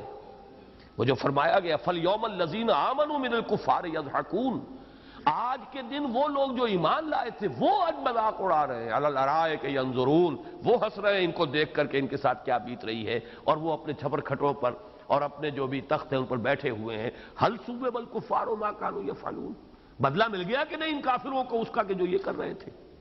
تو میں نے وضاحت کی تھی کہ واقعتاً یہ بھی ایک درجہ ہے، جیسے میں نے بارہا بیان کیا ہے کہ جنت کی نعمتوں کا بھی ایک درجہ تو وہ ہے، یہ حور و قصور اور یہ غلمان اور یہ کھانے پینے کی چیزیں اور یہ پھل میوے، یہ بھی جنت کی نعمتیں ہیں۔ اصل نعمتیں تو وہ ہے کہ ما لا عین رات ولا اذن سمعت وما خطر علی قلب بشر، اصل نعمت تو ہوگی دیدار الہی، لیکن یہ کہ بہرحال یہ بھی نعمتیں ہیں، اس لیے کہ اس دنیا میں انسان نے اپنی طبعی خواہشات کو روک کر رکھا تھا، قدغنیں بٹھائی تھی، کس کا جی نہیں چاہتا کہ اچھا کھائے اچھا پہنے، اور حرام تو نہیں اچھا کھانا اچھا پہننا، جیسے کہ فرمایا گیا سورہ اعراف کے اندر قل من حرم زینۃ اللہ التی اخرج لعبادہ والطیبات من الرزق، لیکن آپ حلال اور حرام کی وجہ سے رکے رہے نا۔ تو واقعہ یہ ہے کہ اس کا بدلہ بنتا ہے کہ جنت میں پہلا اجر یہی ملنا چاہیے کہ جتنی اپنی آرزو اور خواہشات اور تمناؤں اور اپنے نفس کی جتنی تقاضوں کو روک کر رکھا تھا، اب بھرپور تسکین کا سامان دے دیا جائے۔ یہ منطقی بات ہے، اور یہ نزل ہے، اصل نہیں ہے یہ ضیافت، یہ نزل ہے، جاتے ہی جیسے ٹھنڈا یا گرم کسی کی تواضع کے لیے پیش کیا جاتا ہے، یہ نزل ہے جاتے ہی۔ اصل جنت کی نعمتیں تو وہ ہوں گی کہ جس کے بارے میں فرمایا ما لا عین رات ولا اذن سمعت وما خطر علی قلب بشر۔ اسی طریقے سے اہل ایمان کے جو دل جلے ہوں گے جبکہ انہیں جلایا جا رہا تھا، سوچئے آخر فزیکل ایکشن ہے، جلائے جا رہے ہیں زندہ، جو ان کے دلوں میں جلن ہوئی ہوگی ان لوگوں کے خلاف کہ جنہوں نے انہیں آگ میں جھونکا ہے، یہ ان کی تسکین کا ایک سامان ہے جو فراہم کیا جائے گا۔ اب تم بیٹھو اس جہنم کے کناروں پر اور دیکھو جو کچھ ان کے ساتھ بیت رہی ہے، وہی کچھ جیسا کہ انہوں نے کیا تھا تمہارے ساتھ۔ هل ثوب الکفار ما كانوا يفعلون، بدلہ مل گیا کہ نہیں کفار کو اس کا کہ جو کچھ یہ کرتے رہے تھے۔ اس اعتبار سے یہاں شاہدین و مشہود انہیں نکرہ رکھا گیا ہے، دونوں مفاہیم کا اس کے اندر امکان آ جائے گا، جیسے کہ آگے چل کر آئے گا وَهُمْ عَلَى مَا يَفْعَلُونَ بِالْمُؤْمِنِينَ شُهُودٌ، اور وہ دیکھ رہے تھے جو کچھ کہ وہ کر رہے تھے اہل ایمان کے ساتھ۔ جیسے کہ آپ کو معلوم ہے رومن امپائر کے اندر بھی یہ بڑا ان کا محبوب مشغلہ ہوتا تھا، ان کے جو کہیں غلام بھاگ جاتے تھے تو غلاموں کو پکڑ کر لاتے تھے، اگر کہیں پکڑا گیا غلام، اور بھوکے شیروں کے سامنے ان کو پھینک دیا جاتا تھا۔ وہ ان کے بڑے ایمفی تھیٹرز بنے ہوئے تھے، لوگ بیٹھے ہیں دیکھ رہے ہیں، اور غلام کو جو ہے میدان میں ڈال دیا گیا ہے، پھر پنجرے کا دروازہ کھولا گیا ہے، اور پھر شیر جس طریقے سے ٹوٹ کر پڑا بھنبوڑ رہا ہے اور اس کو دیکھ کر خوش ہو رہے ہیں۔ اسی طریقے سے ان بدبختوں نے بیٹھ کر اور اللہ کے نیک بندوں کو اور جو توحید پر کاربند ہو گئے تھے ان کو اس طریقے سے جلایا ہے اور دیکھا ہے اور بیٹھ کر خوشیاں منائی ہیں اور نظارہ کیا ہے۔ یہ در حقیقت وہ شاہد تھے اور یہ مشہود، اور قیامت کے دن وہ مشہود ہوں گے اور یہ شاہد ہوں گے۔ هل ثوب الکفار ما كانوا يفعلون، تو کیا بدلہ مل گیا کفار کو اس کا کہ جو وہ کرتے رہے تھے۔ میں پھر عرض کر دوں کہ یہ پھر واللہ عالم، چونکہ اتنے اقوال موجود ہیں، مرفوع حدیث اگر ہوتی مستند، اس کی سند جو ہے اگر محدثین کے نزدیک قابل قبول ہو، قوی ہو، پھر ادھر ادھر اپنے دماغ کو دوڑانا میرے نزدیک وہ صحیح نہیں ہے۔ البتہ اگر کوئی صحیح حدیث موجود نہیں ہے، قوی حدیث موجود نہیں ہے، تو پھر اگر 35 اقوال جو ہیں وہ اس سے پہلے اگر نقل کیے ہیں امام رازی نے، تو ایک یہ رائے بھی ہے واللہ عالم، لیکن یہ کہ اس کا احتمال میں سمجھتا ہوں اس مضمون کی مناسبت سے، اس لیے کہ یہ چھوٹی صورت ہے، شہود اور شہید یہ دو لفظ آ رہے ہیں اس صورت کے اندر، یہ گویا کہ ایک داخلی شہادت ہے اس صورت کے اندر شاہد اور مشہود کے مفہوم کو معین کرنے کے لیے، شہود کا لفظ بھی آئے گا، شہید کا لفظ بھی آئے گا۔ بہرحال یہ اب 3 آیتیں ہم نے پڑھ لیں۔ وَالسَّمَاءِ ذَاتِ الْبُرُوجِ، قسم ہے آسمان کی جو برجوں والا ہے، جہاں پورا استحکام ہے، حفاظت کا انتظام ہے، پورا کنٹرول ہے، یہ ایسے ہی نہیں اندھیر نگری چوپٹ راج نہیں ہے۔ والیوم الموعود، اور شاہد ہے وہ دن قیامت کا جس کا وعدہ کیا گیا ہے. اس روز پتہ چل آئے گا ہر انسان کو اس نے کیا کیا تھا اور کیا قدمہ اور کیا اخرا. نمبر 3 وشاہد ومشہود، اور گواہ ہیں یہ دیکھنے والے بھی اور جنہیں دیکھا جا رہا ہے. گویا کہ یہاں پر شاہد و مشہود ناظر و منظور اس معنی میں ہے. حاضر و ناظر یہ دو الفاظ جڑ کر آتے ہیں. دیکھنے والے اور وہ شے جو دیکھی گئی وہ سب گواہ ہیں. کس بات پر گواہ ہیں؟ قتل اصحاب الاخدود. یہاں اکثر حضرات کی رائے یہی ہے کہ یہی جواب قسم ہے، لیکن یہاں پر لام جو ہے محذوف ہے، لقتل اصحاب الاخدود. گویا کہ یہ جواب قسم ہے. بعض لوگوں نے کہا کہ ان بطش ربک لشدید وہ ہے کہ جو جواب قسم ہے، لیکن میرے نزدیک یہ پوری سورت کا مضمون جواب قسم ہے. اور اس کے اندر اسی آیت کو جو قریب میں موجود ہے، جن لوگوں کی رائے یہ ہے کہ یہی جواب قسم ہے، مقسم علیہ ہے، یہ میرے نزدیک سب سے اقویٰ ہے. ہلاک ہو گئے، برباد ہو گئے خندقوں والے. خندق کا لفظ آتا ہے گڑھے کے لیے، گڑھا کھودنا. یہ اخدود گڑھے کھودنے والے، اور یہ اس کا بدل آ رہا ہے اگلی آیت میں النار ذات الوقود. اسی لیے النار زیر ہے، اس لیے کہ اخدود مجرور تھا، یہ بھی مجرور ہے بدل. وہ آگ، بڑی ایندھن والی آگ، اس کے جو لوگ تھے وہ ہلاک ہو گئے، برباد ہو گئے، تباہ ہو گئے. انہوں نے اپنے ہاتھوں اپنے آپ کو جہنم کا مستحق بنا دیا. اس اصحاب الاخدود کے بارے میں بھی اب میں یہاں چونکہ آج ذرا حدیث نبوی کے حوالے سے میں نے شاہد و مشہود کی بھی بات کی ہے، اب اسی کے حوالے سے ایک اہم بات جو ہے اصحاب الاخدود کے بارے میں بھی سن لیجیے. اس کے بارے میں ایک رائے تو حدیث نبوی کے حوالے سے ہے کہ یہ اصحاب اخدود کون تھے. 3 روایات بیان کی گئی ہیں، 2 کا پایا نہیں ہے ایسا کہ اس کو یعنی بیان کرنے کی ضرورت ہو، اہمیت نہیں ہے سند کے اعتبار سے، لیکن ایک روایت جو ہے وہ سند کے اعتبار سے قوی ہے. مسند احمد میں بھی ہے، اور سب سے بڑی بات یہ کہ مسلم شریف میں، صحیح مسلم کے اندر وہ روایت موجود ہے. احمد، ترمذی، مسلم، نسائی وغیرہ ان سب نے اسے نقل کیا. اب ایسی حدیث کو رد کر دینا میرے نزدیک یہ انکار حدیث کے جراثیم کا ثبوت ہے کہ موجود ہے. یہ استخفاف حدیث ہے. وہ حدیث جس کی سند محدث خود کہہ رہے ہیں کہ قابل اعتماد نہیں، اس کی بات اور ہے. یہ حدیث یہ صحیح حدیث، اور اس میں یہ مسند احمد ہی نہیں، مسلم شریف کے اندر موجود، صحیحین میں سے ایک کے اندر موجود ہے. وہ واقعہ یہ ہے، اس میں اصل میں معلوم ایسا ہوتا ہے کہ دوسرا جو اس کا پہلو ہے وہ بیان کیا گیا ہے، اور اس کو مولانا مودودی نے تفہیم القرآن میں بڑی تفصیل سے لکھا ہے. میں تو صرف اجمالاً تذکرہ کروں گا. وہ ہے تاریخی شواہد کے حوالے سے، اور ان دونوں میں میرے نزدیک کہیں کوئی تضاد اور تباین نہیں ہے. حدیث میں جیسے حضور نے اسے بیان کیا وہ ایک عام واقعے کے اعتبار سے، ایک تاریخی اس کی سند، کس جگہ یہ واقعہ ہوا، کب ہوا، یہ حدیث میں نہیں ہے. لیکن یہ کہ کس جگہ ہوا، کنہوں نے کیا، کون تھے جلائے جانے والے، کون تھے جلانے والے، یہ سب جو ہے تاریخی حوالوں سے بھی ثابت ہے. وہ میں دونوں چیزیں آپ کے سامنے رکھ دیتا ہوں. حدیث طویل ہے مسلم شریف کی، اور اس کا جو خلاصہ ہے وہ بیان کر رہا ہوں کہ کسی زمانے میں کہیں کوئی بادشاہ تھا اور وہ مشرک تھا، گمراہ، اور اس کا ایک بہت بڑا درباری ساحر تھا جو بہت ہی ماہر تھا، جادوگر. بہت بوڑھا ہو گیا وہ جادوگر. اس نے کہا بادشاہ سے کہ کوئی ذہین تباہ قسم کا نوجوان مجھے دیجئے جسے میں اپنا یہ فن سکھا دوں، میں تو مر رہا ہوں، میرے بہت قریب ہے. تو وہ تلاش کیا گیا، ایک بچہ، ایک نوجوان، بہت ذہین اور ذکی نوجوان تلاش کیا گیا، اور وہ اس کے پاس آ کر وہ فن سیکھتا تھا اس ساحر سے.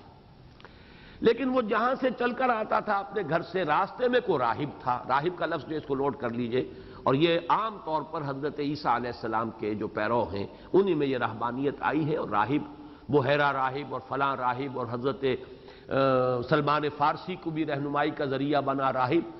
تو وہ ایک راہب تھا ایسا، اور موحد حضرت مسیح علیہ السلام کے پیروں میں سے. راستے میں اس سے ملاقات ہوتی رہتی تھی. وہاں وہ جاتا تھا ساحر سے سحر سیکھنے، یہاں پر وہ توحید سیکھنے لگ گیا، اور اللہ نے اسے ہدایت دی. ذہین تھا، بہت باصلاحیت تھا. وہ اس نے ایمان لے آیا، توحید اور اپنے شرک وغیرہ سے، اپنی قوم کے مذہب سے وہ تائب ہو گیا. لیکن یہ کہ وہ بھی اب راہب کی حیثیت سے اس درجے کو پہنچ گیا روحانیت کے کہ اب اس کے ہاتھوں سے بھی کرامات ظاہر ہونی شروع ہو گئی۔ حضرت مسیح علیہ السلام کو جو اللہ نے کرامات دی تھی یا معجزات، ان کے لیے تو معجزات کہیں گے کہ کوڑھی کے اوپر ہاتھ پھیرا اور وہ صحیح ہو گیا، اندھے کی آنکھوں پر ہاتھ پھیرا اور اس کی بینائی جو ہے مادرزاد اندھا، اس کی بینائی جو ہے لوٹ آئی۔ تو یہ معلوم ہوتا ہے کہ ان کے حواریین حضرت مسیح کے اور پھر ان کے متبعین کو بھی خاص طور پر یہ شفا کی کرامت جو ہے وہ اللہ تعالیٰ کی طرف سے ملی تھی۔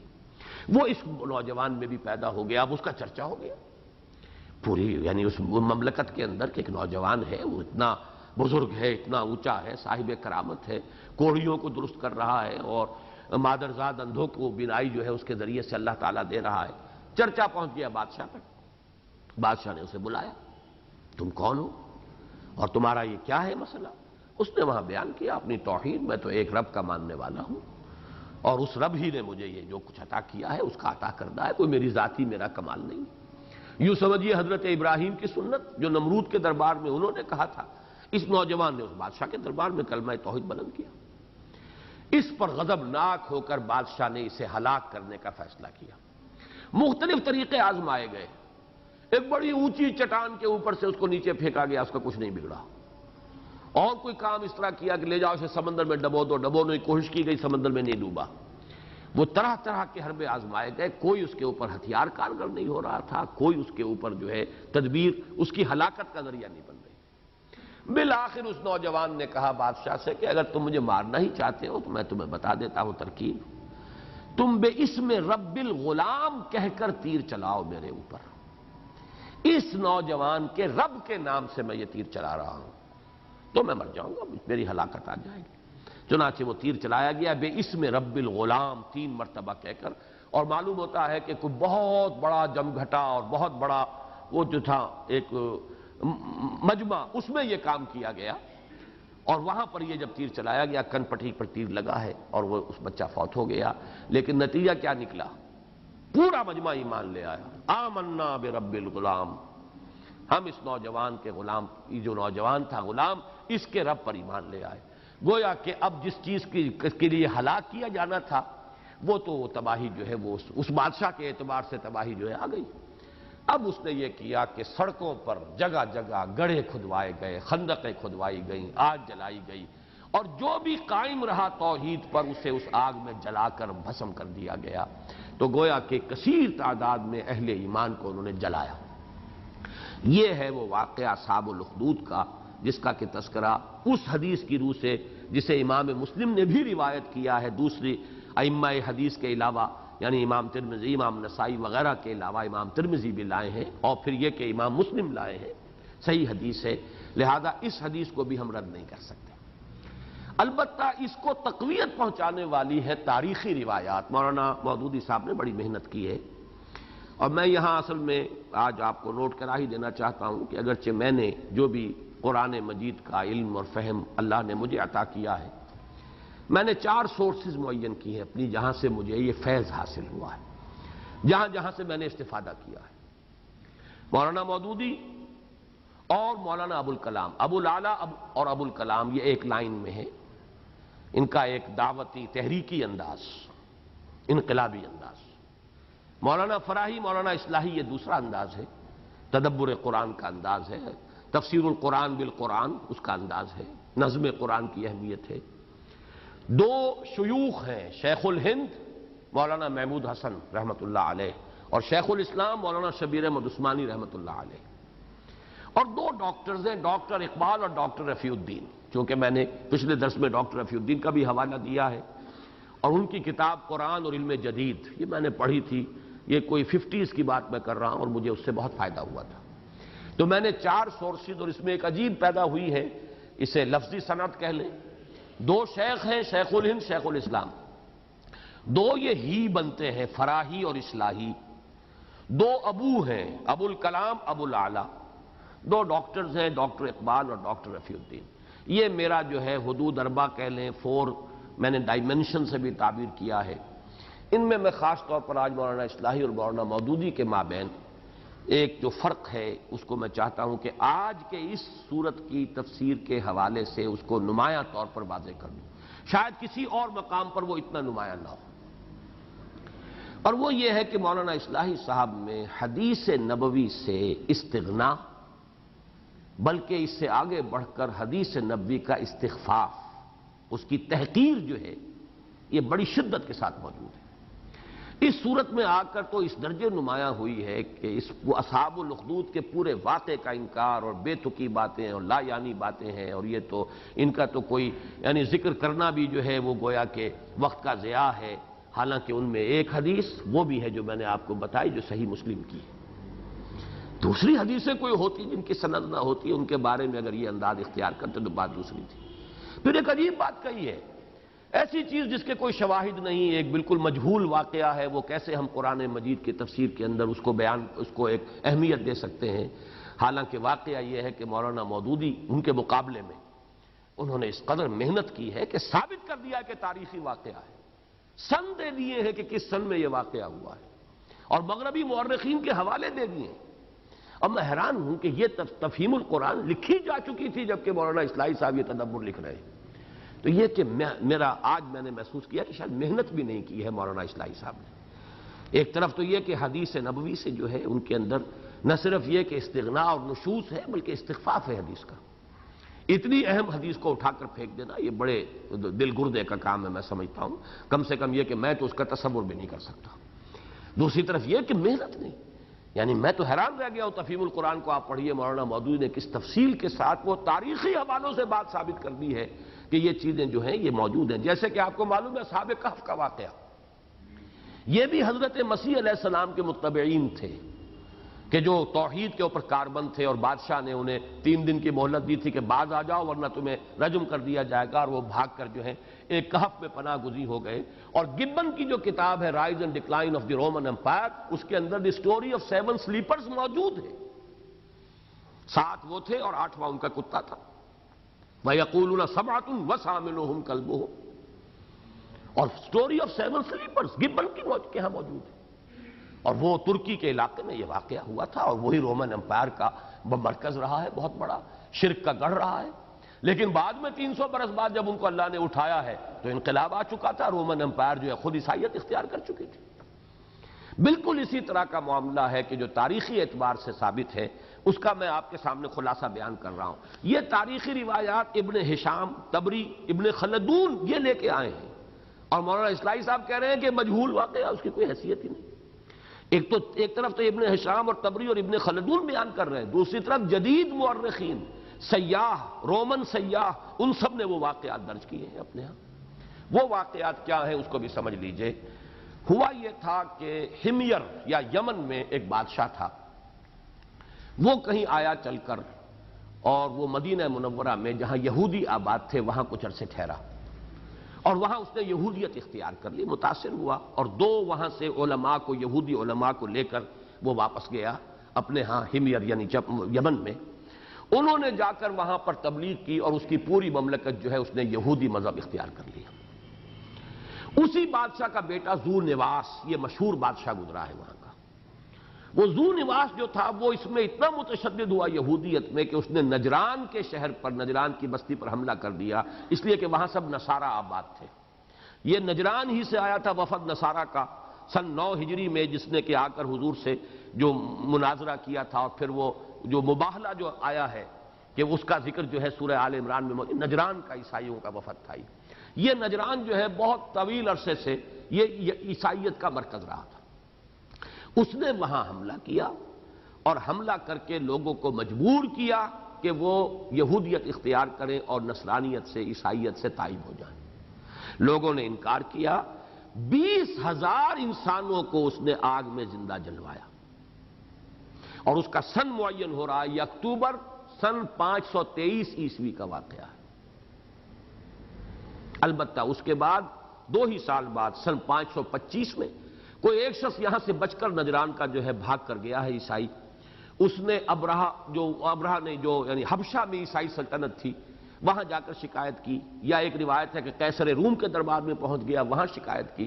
پھر اس کے حکم پر، قیصر کے حکم پر، جو گورنر تھا عیسائی حبشہ کا، اس نے حملہ کیا، اور اس نے ذو نواس کو بھی قتل کیا، اور پوری وہاں سے یہودیت کا قلعہ کما کیا۔ اس کے بعد سے وہ عیسائی مملکت بن گئی یمن، اور آپ کو معلوم ہے کہ گویا کہ سن 525 میں یہ واقعہ ہوا ہے، ذو نواس کا قتل حبشہ کے عیسائی ایک یعنی جرنیل کے ہاتھوں، کہ اریات وغیرہ اس کا نام تھا، وہ میں نے نوٹ نہیں کیا ہے، اور یہی انہی میں سے پھر ابرہہ تھا بعد میں، وہ ابرہہ کے جو آیا تھا مکے کو گرانے کے لیے، بیت اللہ کو، اور وہ ہے بالکل حضور صلی اللہ علیہ وسلم کا سن ولادت، عام الفیل میں پیدا ہوئے محمد الرسول اللہ صلی اللہ علیہ وسلم۔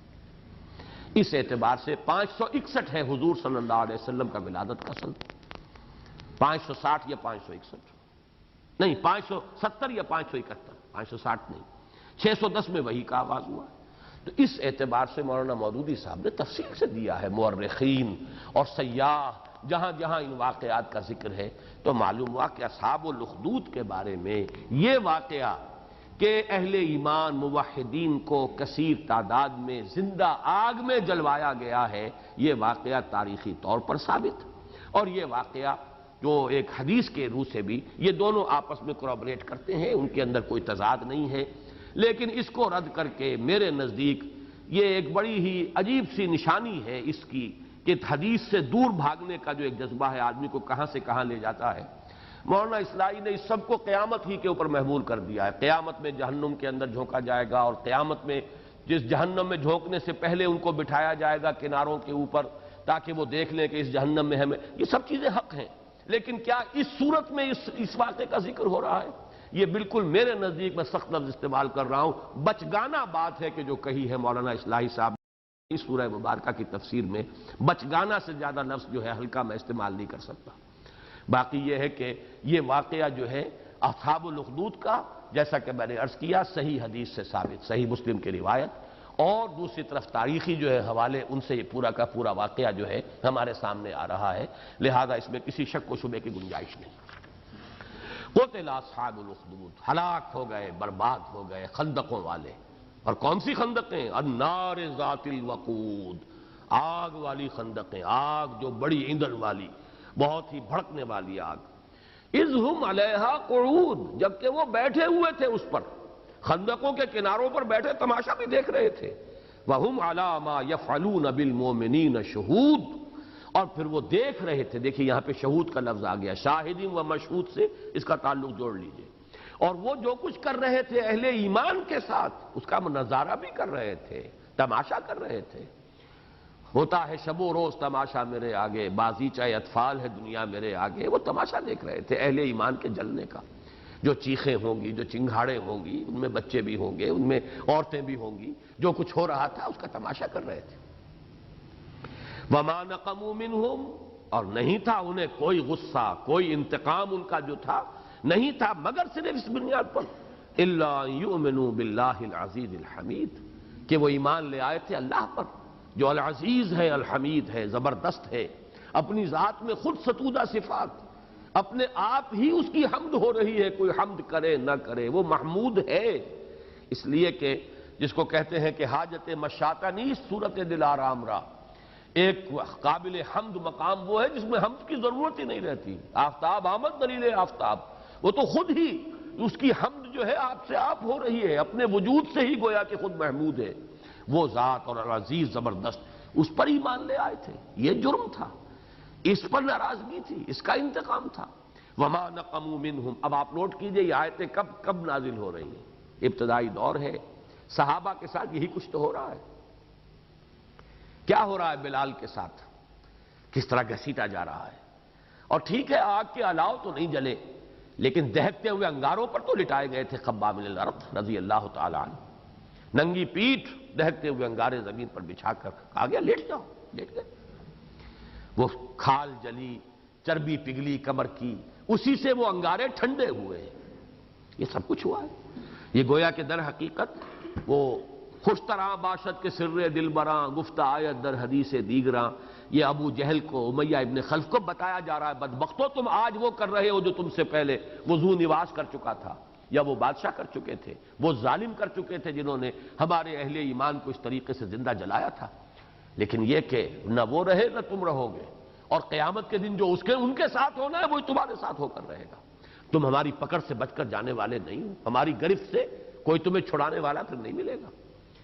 وَمَا نَقَمُوا مِنْهُمْ إِلَّا يُؤْمِنُوا بِاللَّهِ الْعَزِيزِ الْحَمِيدِ، الذی لہ ملک السماوات والارض، وہ اللہ، وہ العزیز، وہ الحمید جس کے لیے ہے بادشاہی آسمانوں اور زمین کی، بادشاہ ارض و سما جس کے یہ قلعے ہیں، برج، والسماء ذات البروج، قلعوں والا آسمان، وہ اس آسمان کا مالک، اس کا رب، اس کا حاکم۔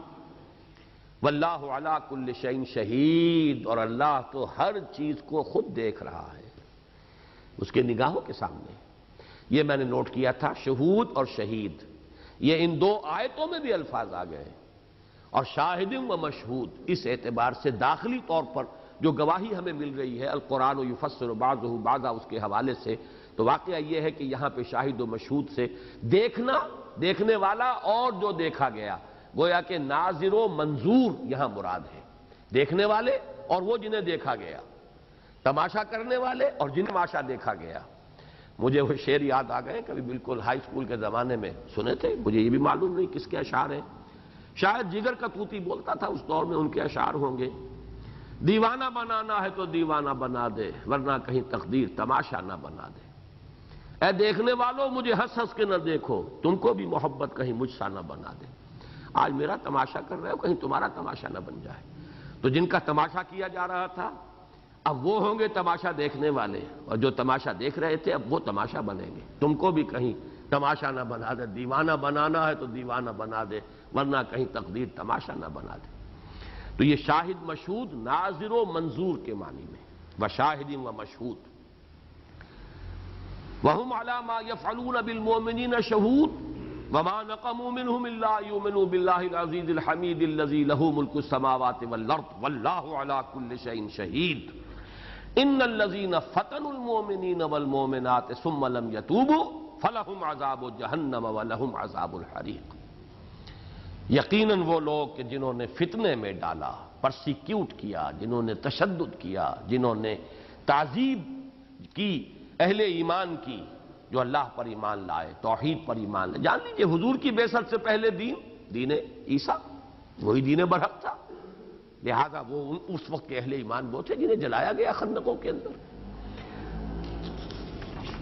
ثم لم یتوبوا، یہ بہت اہم ہے، یہ نوٹ کر لیجئے، چاہے کسی نے کتنی ہی تکلیف دی ہو اہل ایمان کو، پھر اگر وہ ایمان لے آیا تو ایمان سے صاف ہو گیا معاملہ۔ حضور نے فرمایا ہے کہ 3 عمل ایسے ہیں کہ جو انسان کی سابقہ زندگی کے کل گناہوں کا کفارہ بن سکتا ہے۔ نمبر 1، کفر سے اسلام میں آ جانا، سابقہ گیا، 99 برس کی کوئی عمر تھی کسی شخص کی، اور 99 برس اس کی گمراہی میں بیتے ہیں، اگر 100ویں برس کے اندر وہ ایمان لے آیا ہے، 99 برس کا حساب صاف ہو جاتا۔ نمبر 2، ہجرت، خالصتاً اللہ، اس کے رسول اور اللہ کے دین کے لیے گھر بار اہل و عیال کو چھوڑ کر نکل جانا، یہ بھی گویا کہ تمام سابقہ خطاؤں اور گناہوں کا یہ کفارہ ہے۔ اور نمبر 3، آپ سوچیں گے کہ ہم تو پھر محروم ہی رہ جائیں گے، تیسرا ہے، اور وہ ہے حج مبرور، وہ حج جو خالص ہو اور قبول ہو جائے اللہ کے۔ اب وہ مبرور جو حج ہے وہ کہ جو خالص حلال کمائی سے کیا گیا، یا یہ کہ کم سے کم پوری خالص توبہ کر کے پھر آدمی گیا ہو، یا آئندہ آپ کوئی غلط کام نہیں کروں گا، توبہ جو ہے وہ بھی انسان کے لیے کفارہ بن جاتی۔ تو حج مبرور جو ہے وہ حج جو اللہ کے یہاں قبول ہو جائے، وہ بھی سابقہ تمام گناہوں کا کفارہ بن جاتا ہے۔ او کما قال صلی اللہ علیہ وسلم۔ تو ثم لم یتوبوا، وہ لوگ کہ جنہوں نے ستایا اہل ایمان کو اور پھر انہوں نے توبہ نہیں کی، فلہم عذاب جہنم ولہم عذاب الحریق، ان کے لیے جہنم کا عذاب ہے اور جلا دینے والا، جھلسا دینے والا عذاب ہے۔ اس لیے کہ یہ علاج یا یوں کہیے جزا بالمثل ہے، انہوں نے جلایا تھا، ایسے ہی یہ جلیں گے۔ ان الذین آمنوا وعملوا الصالحات، اب یہ تسلیہ والی آیت ہے اہل ایمان کے لیے۔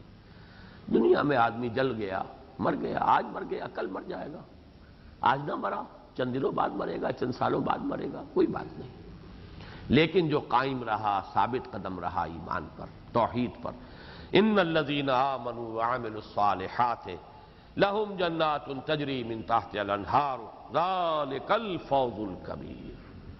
یقیناً جو لوگ ایمان لائے اور جنہوں نے نیک عمل کیے، ان کے لیے وہ باغات ہیں جن کے دامن میں ندیاں بہتی ہوں گی.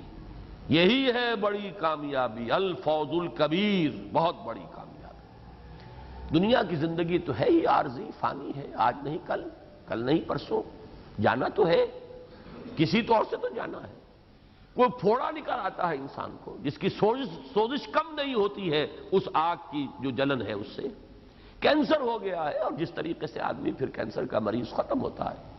اب تو خیر اللہ کا فضل ہے، کچھ علاج بھی ایجاد ہو گئے ہیں، کچھ مسکن ادویات بھی ہیں، لیکن کینسر کے بعد مریض تو ایسے ہیں کہ کسی مسکن دوا سے کوئی فائدہ نہیں ہوتا. اور وہ جو جلن ہے، آگ میں جلا تو چند منٹوں کی بات ہے، آدمی کا ہوش و حواس ختم ہو جائیں گے. اور جو جل رہے ہوتے ہیں ان پھوڑوں کے اندر، اور وہ جو اندر ہی اندر جو ہے اس کینسر کی جو پنجے جو گڑے ہوئے ہوتے ہیں پورے وجود کے اندر، وہ تو اس سے کہیں زیادہ تکلیف دہ. تو موت تو آنی آنی ہے، لیکن ایمان اور عمل صالح پر اگر استقامت ہے، مداومت ہے، ڈٹے رہنا ہے، صبر ہے.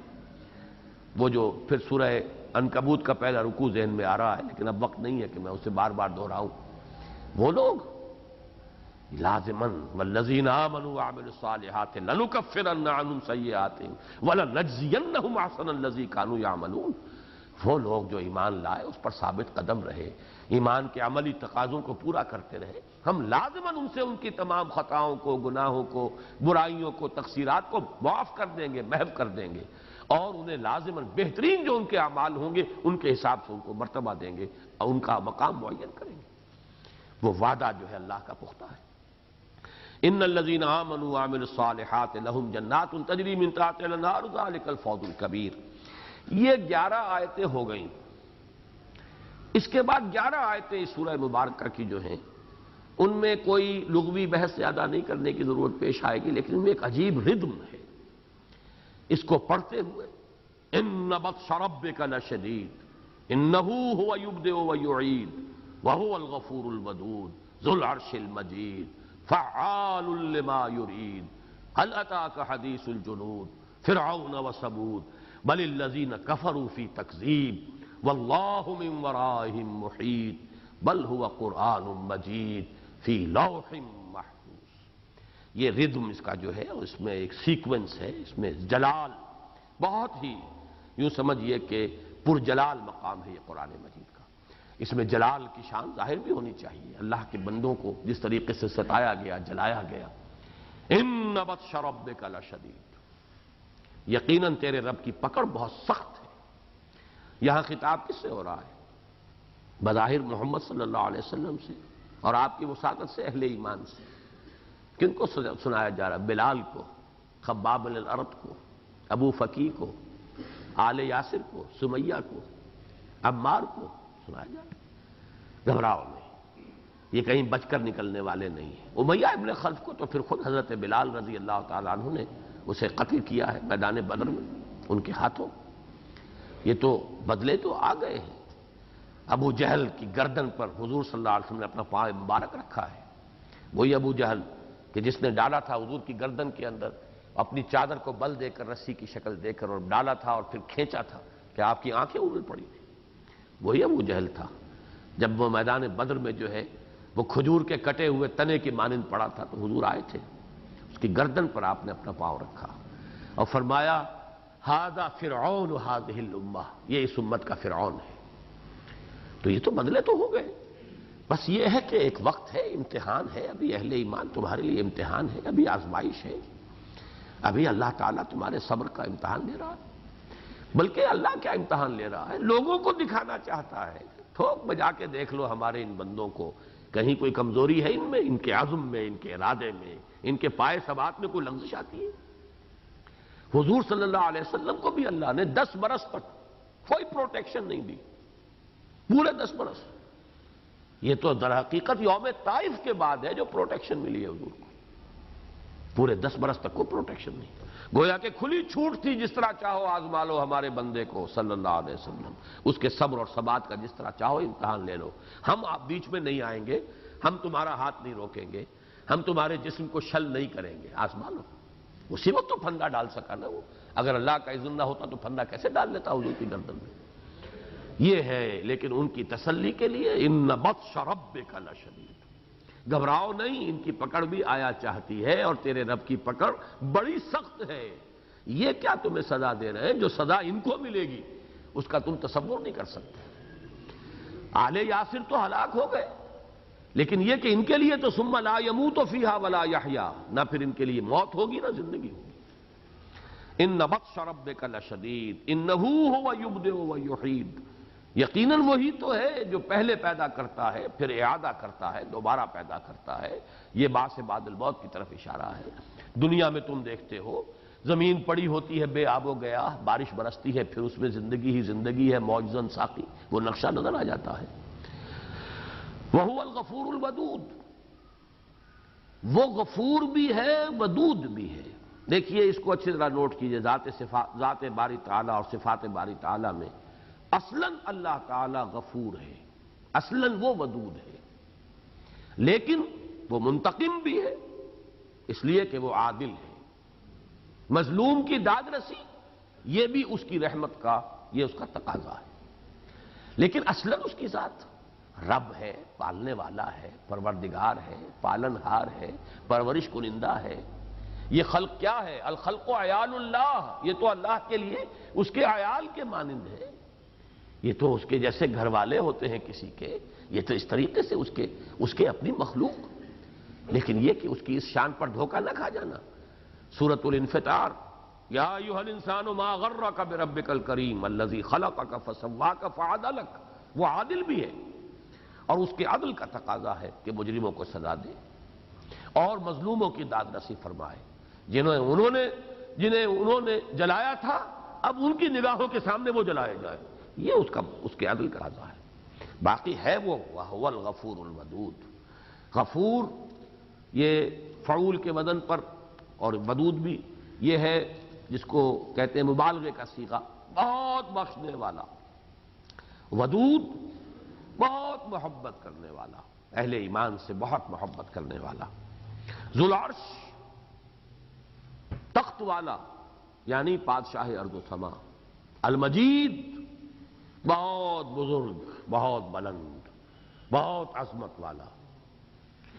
فعال لما یرید، کر گزرنے والا جس شے کا بھی ارادہ کر لے، کوئی اس کا ہاتھ روکنے والا نہیں، کوئی اس کی مشیت کے آڑے آنے والا نہیں۔ یہ اب فعال مبالغے کا صیغہ، فعال لما یرید، جو ارادہ کر لے۔ ہمارے سارے ارادے اس کے اذن کے تابع ہیں، اس کا ارادہ اسے کسی سے سینکشن نہیں لینی، کوئی نہیں جو اس سے بالا تر ہو۔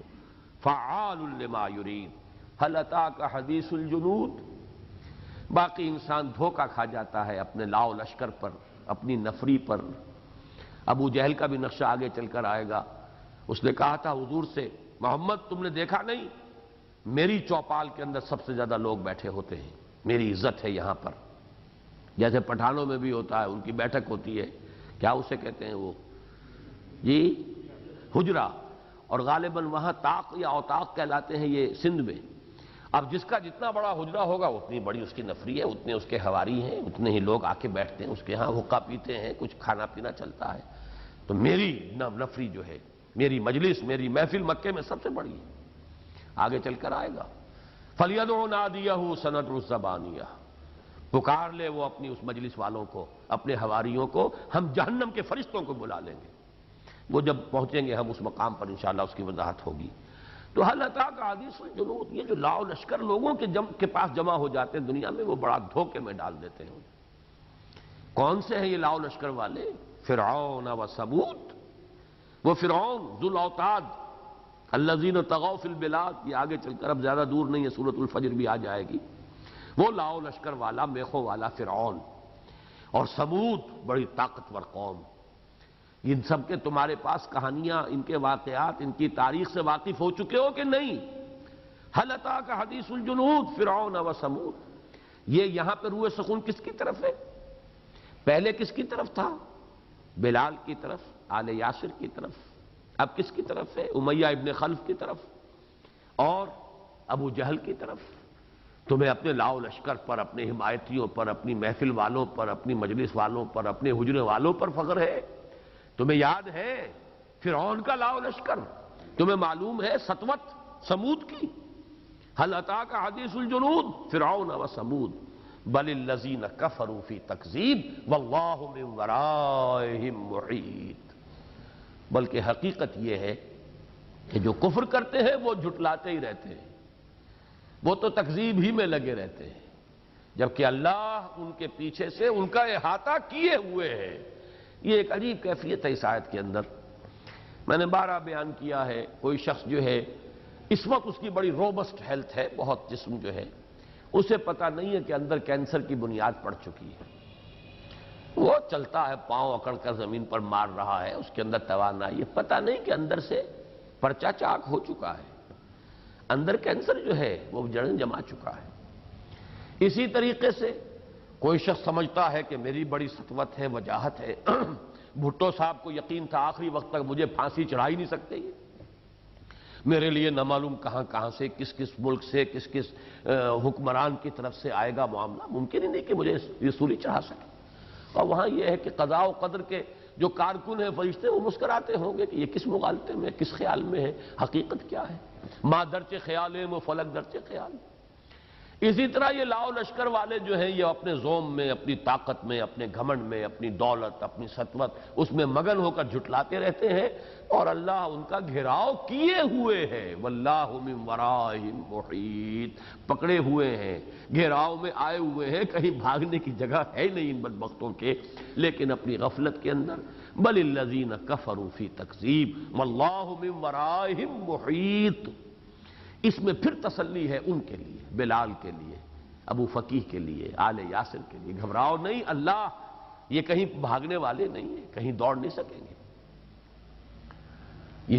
ان کے لیے وہ جو میں نے آیت آپ کو بار بار سنائی ہے، ام حسب الذین یعملون السیئات ان یسبقونا ساء ما یحکمون، اگر ان کا گمان ہے کہ ان کی ہماری پکڑ سے بچ نکلیں گے تو بڑی غلط احمقانہ رائے ہے جو انہوں نے قائم کی ہے۔ بل هو قرآن مجید، بلکہ یہ تو ہے قرآن بڑی عظمت والا، یہ ہے اہل ایمان کے لیے تسلی، تثبیت کا ذریعہ، صبر کا ذریعہ۔ اس قرآن ہی کے ذریعے سے یہی شمشیر ہے بندہ مومن کے لیے، یہی ہے حالات، بدتر سے بدتر حالات کا بھی مقابلہ کرنے کے لیے صبر و ثبات اور حوصلہ دینے والی چیز قرآن ہے۔ ذکر ہے جو اطمینان دیتا ہے، جو میں نے آپ کو ابن تیمیہ کا قول کئی دفعہ سنایا کہ سخت ترین پرسیکیوشن جب دی جا رہی تھی جیل کے اندر، وہ کہتے تھے ان جنتی معی، میری جنت میرے ساتھ ہے، میرے دل میں ہے۔ اسے جو سکون حاصل ہے، اطمینان حاصل ہے، اسے اللہ سے جو انس ہے اور جو محبت ہے اور اس کا جو انبساط باطنی میں محسوس کر رہا ہوں، تو میرے جسم کو جلا دو، داغ دو، لیکن یہ کہ میری اس اطمینان اور سکون کو تم ڈسٹرب نہیں کر سکتے۔ ان جنتی معی، تو بل ہوا قرآن مجید، یہ قرآن مجید، یہ تسکین، تسلی، تثبیت، صبر، ثبات کا ذریعہ، ذکر الہی، اصل ذکر یہ ہے، اور الا بذکر اللہ تطمئن القلوب، اطمینان دلوں کو ہوتا ہے تو اس کے ذریعے سے۔ فی لوح محفوظ، یہ مضمون اس سے پہلے کئی مرتبہ آ چکا ہے۔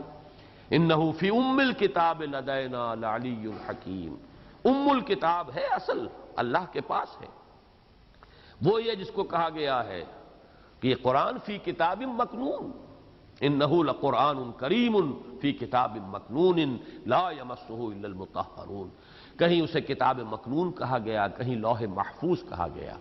اصل کتاب وہاں ہے، یہ بھی نقلیں ہیں ہمارے پاس جو ہیں، جیسے میں نے آج شروع میں عرض کیا تھا، اصل فیصلہ جج کے ہاتھ کا لکھا ہوا دستخط سے نقل مل جاتی ہے، مصدقہ نقل ہے۔ تو یہ قرآن جو ہمارے پاس ہے، یہ اصل میں اس لوح محفوظ کی نقلیں ہیں جو ہمارے پاس ہیں۔ وہ نقلیں آپ آرٹ پیپر پر بھی، تاج کمپنی نے بہترین کاغذ پر بھی چھاپا، اور پھر جو کوئی لوٹ مار کی ہے اور جو حرام خوری کی ہے وہ بھی آپ کے علم میں ہے۔ وہ کتاب آپ چھاپ لیجئے اعلیٰ سے اعلیٰ، اور سارا سودی کاروبار، اور اس میں لوگوں کی کس قدر مال جو ہے اور ان کی دولت جو ہے، لیکن وہ بھی سود خور لوگ تھے۔ واقعہ یہ کہ ان میں سے کسی کے لیے میرے دل میں کوئی ہمدردی نہیں ہے، صاف نظر آنے والا سود، 10% منافع جو ہے وہ مل رہا ہے، اور بڑے مزے میں قرآن مجید کی تجارت ہو رہی ہے، لیکن یہ کہ سودی کاروبار کے ذریعے سے۔ بہرحال یہ نقول ہے، مصدقہ نقول۔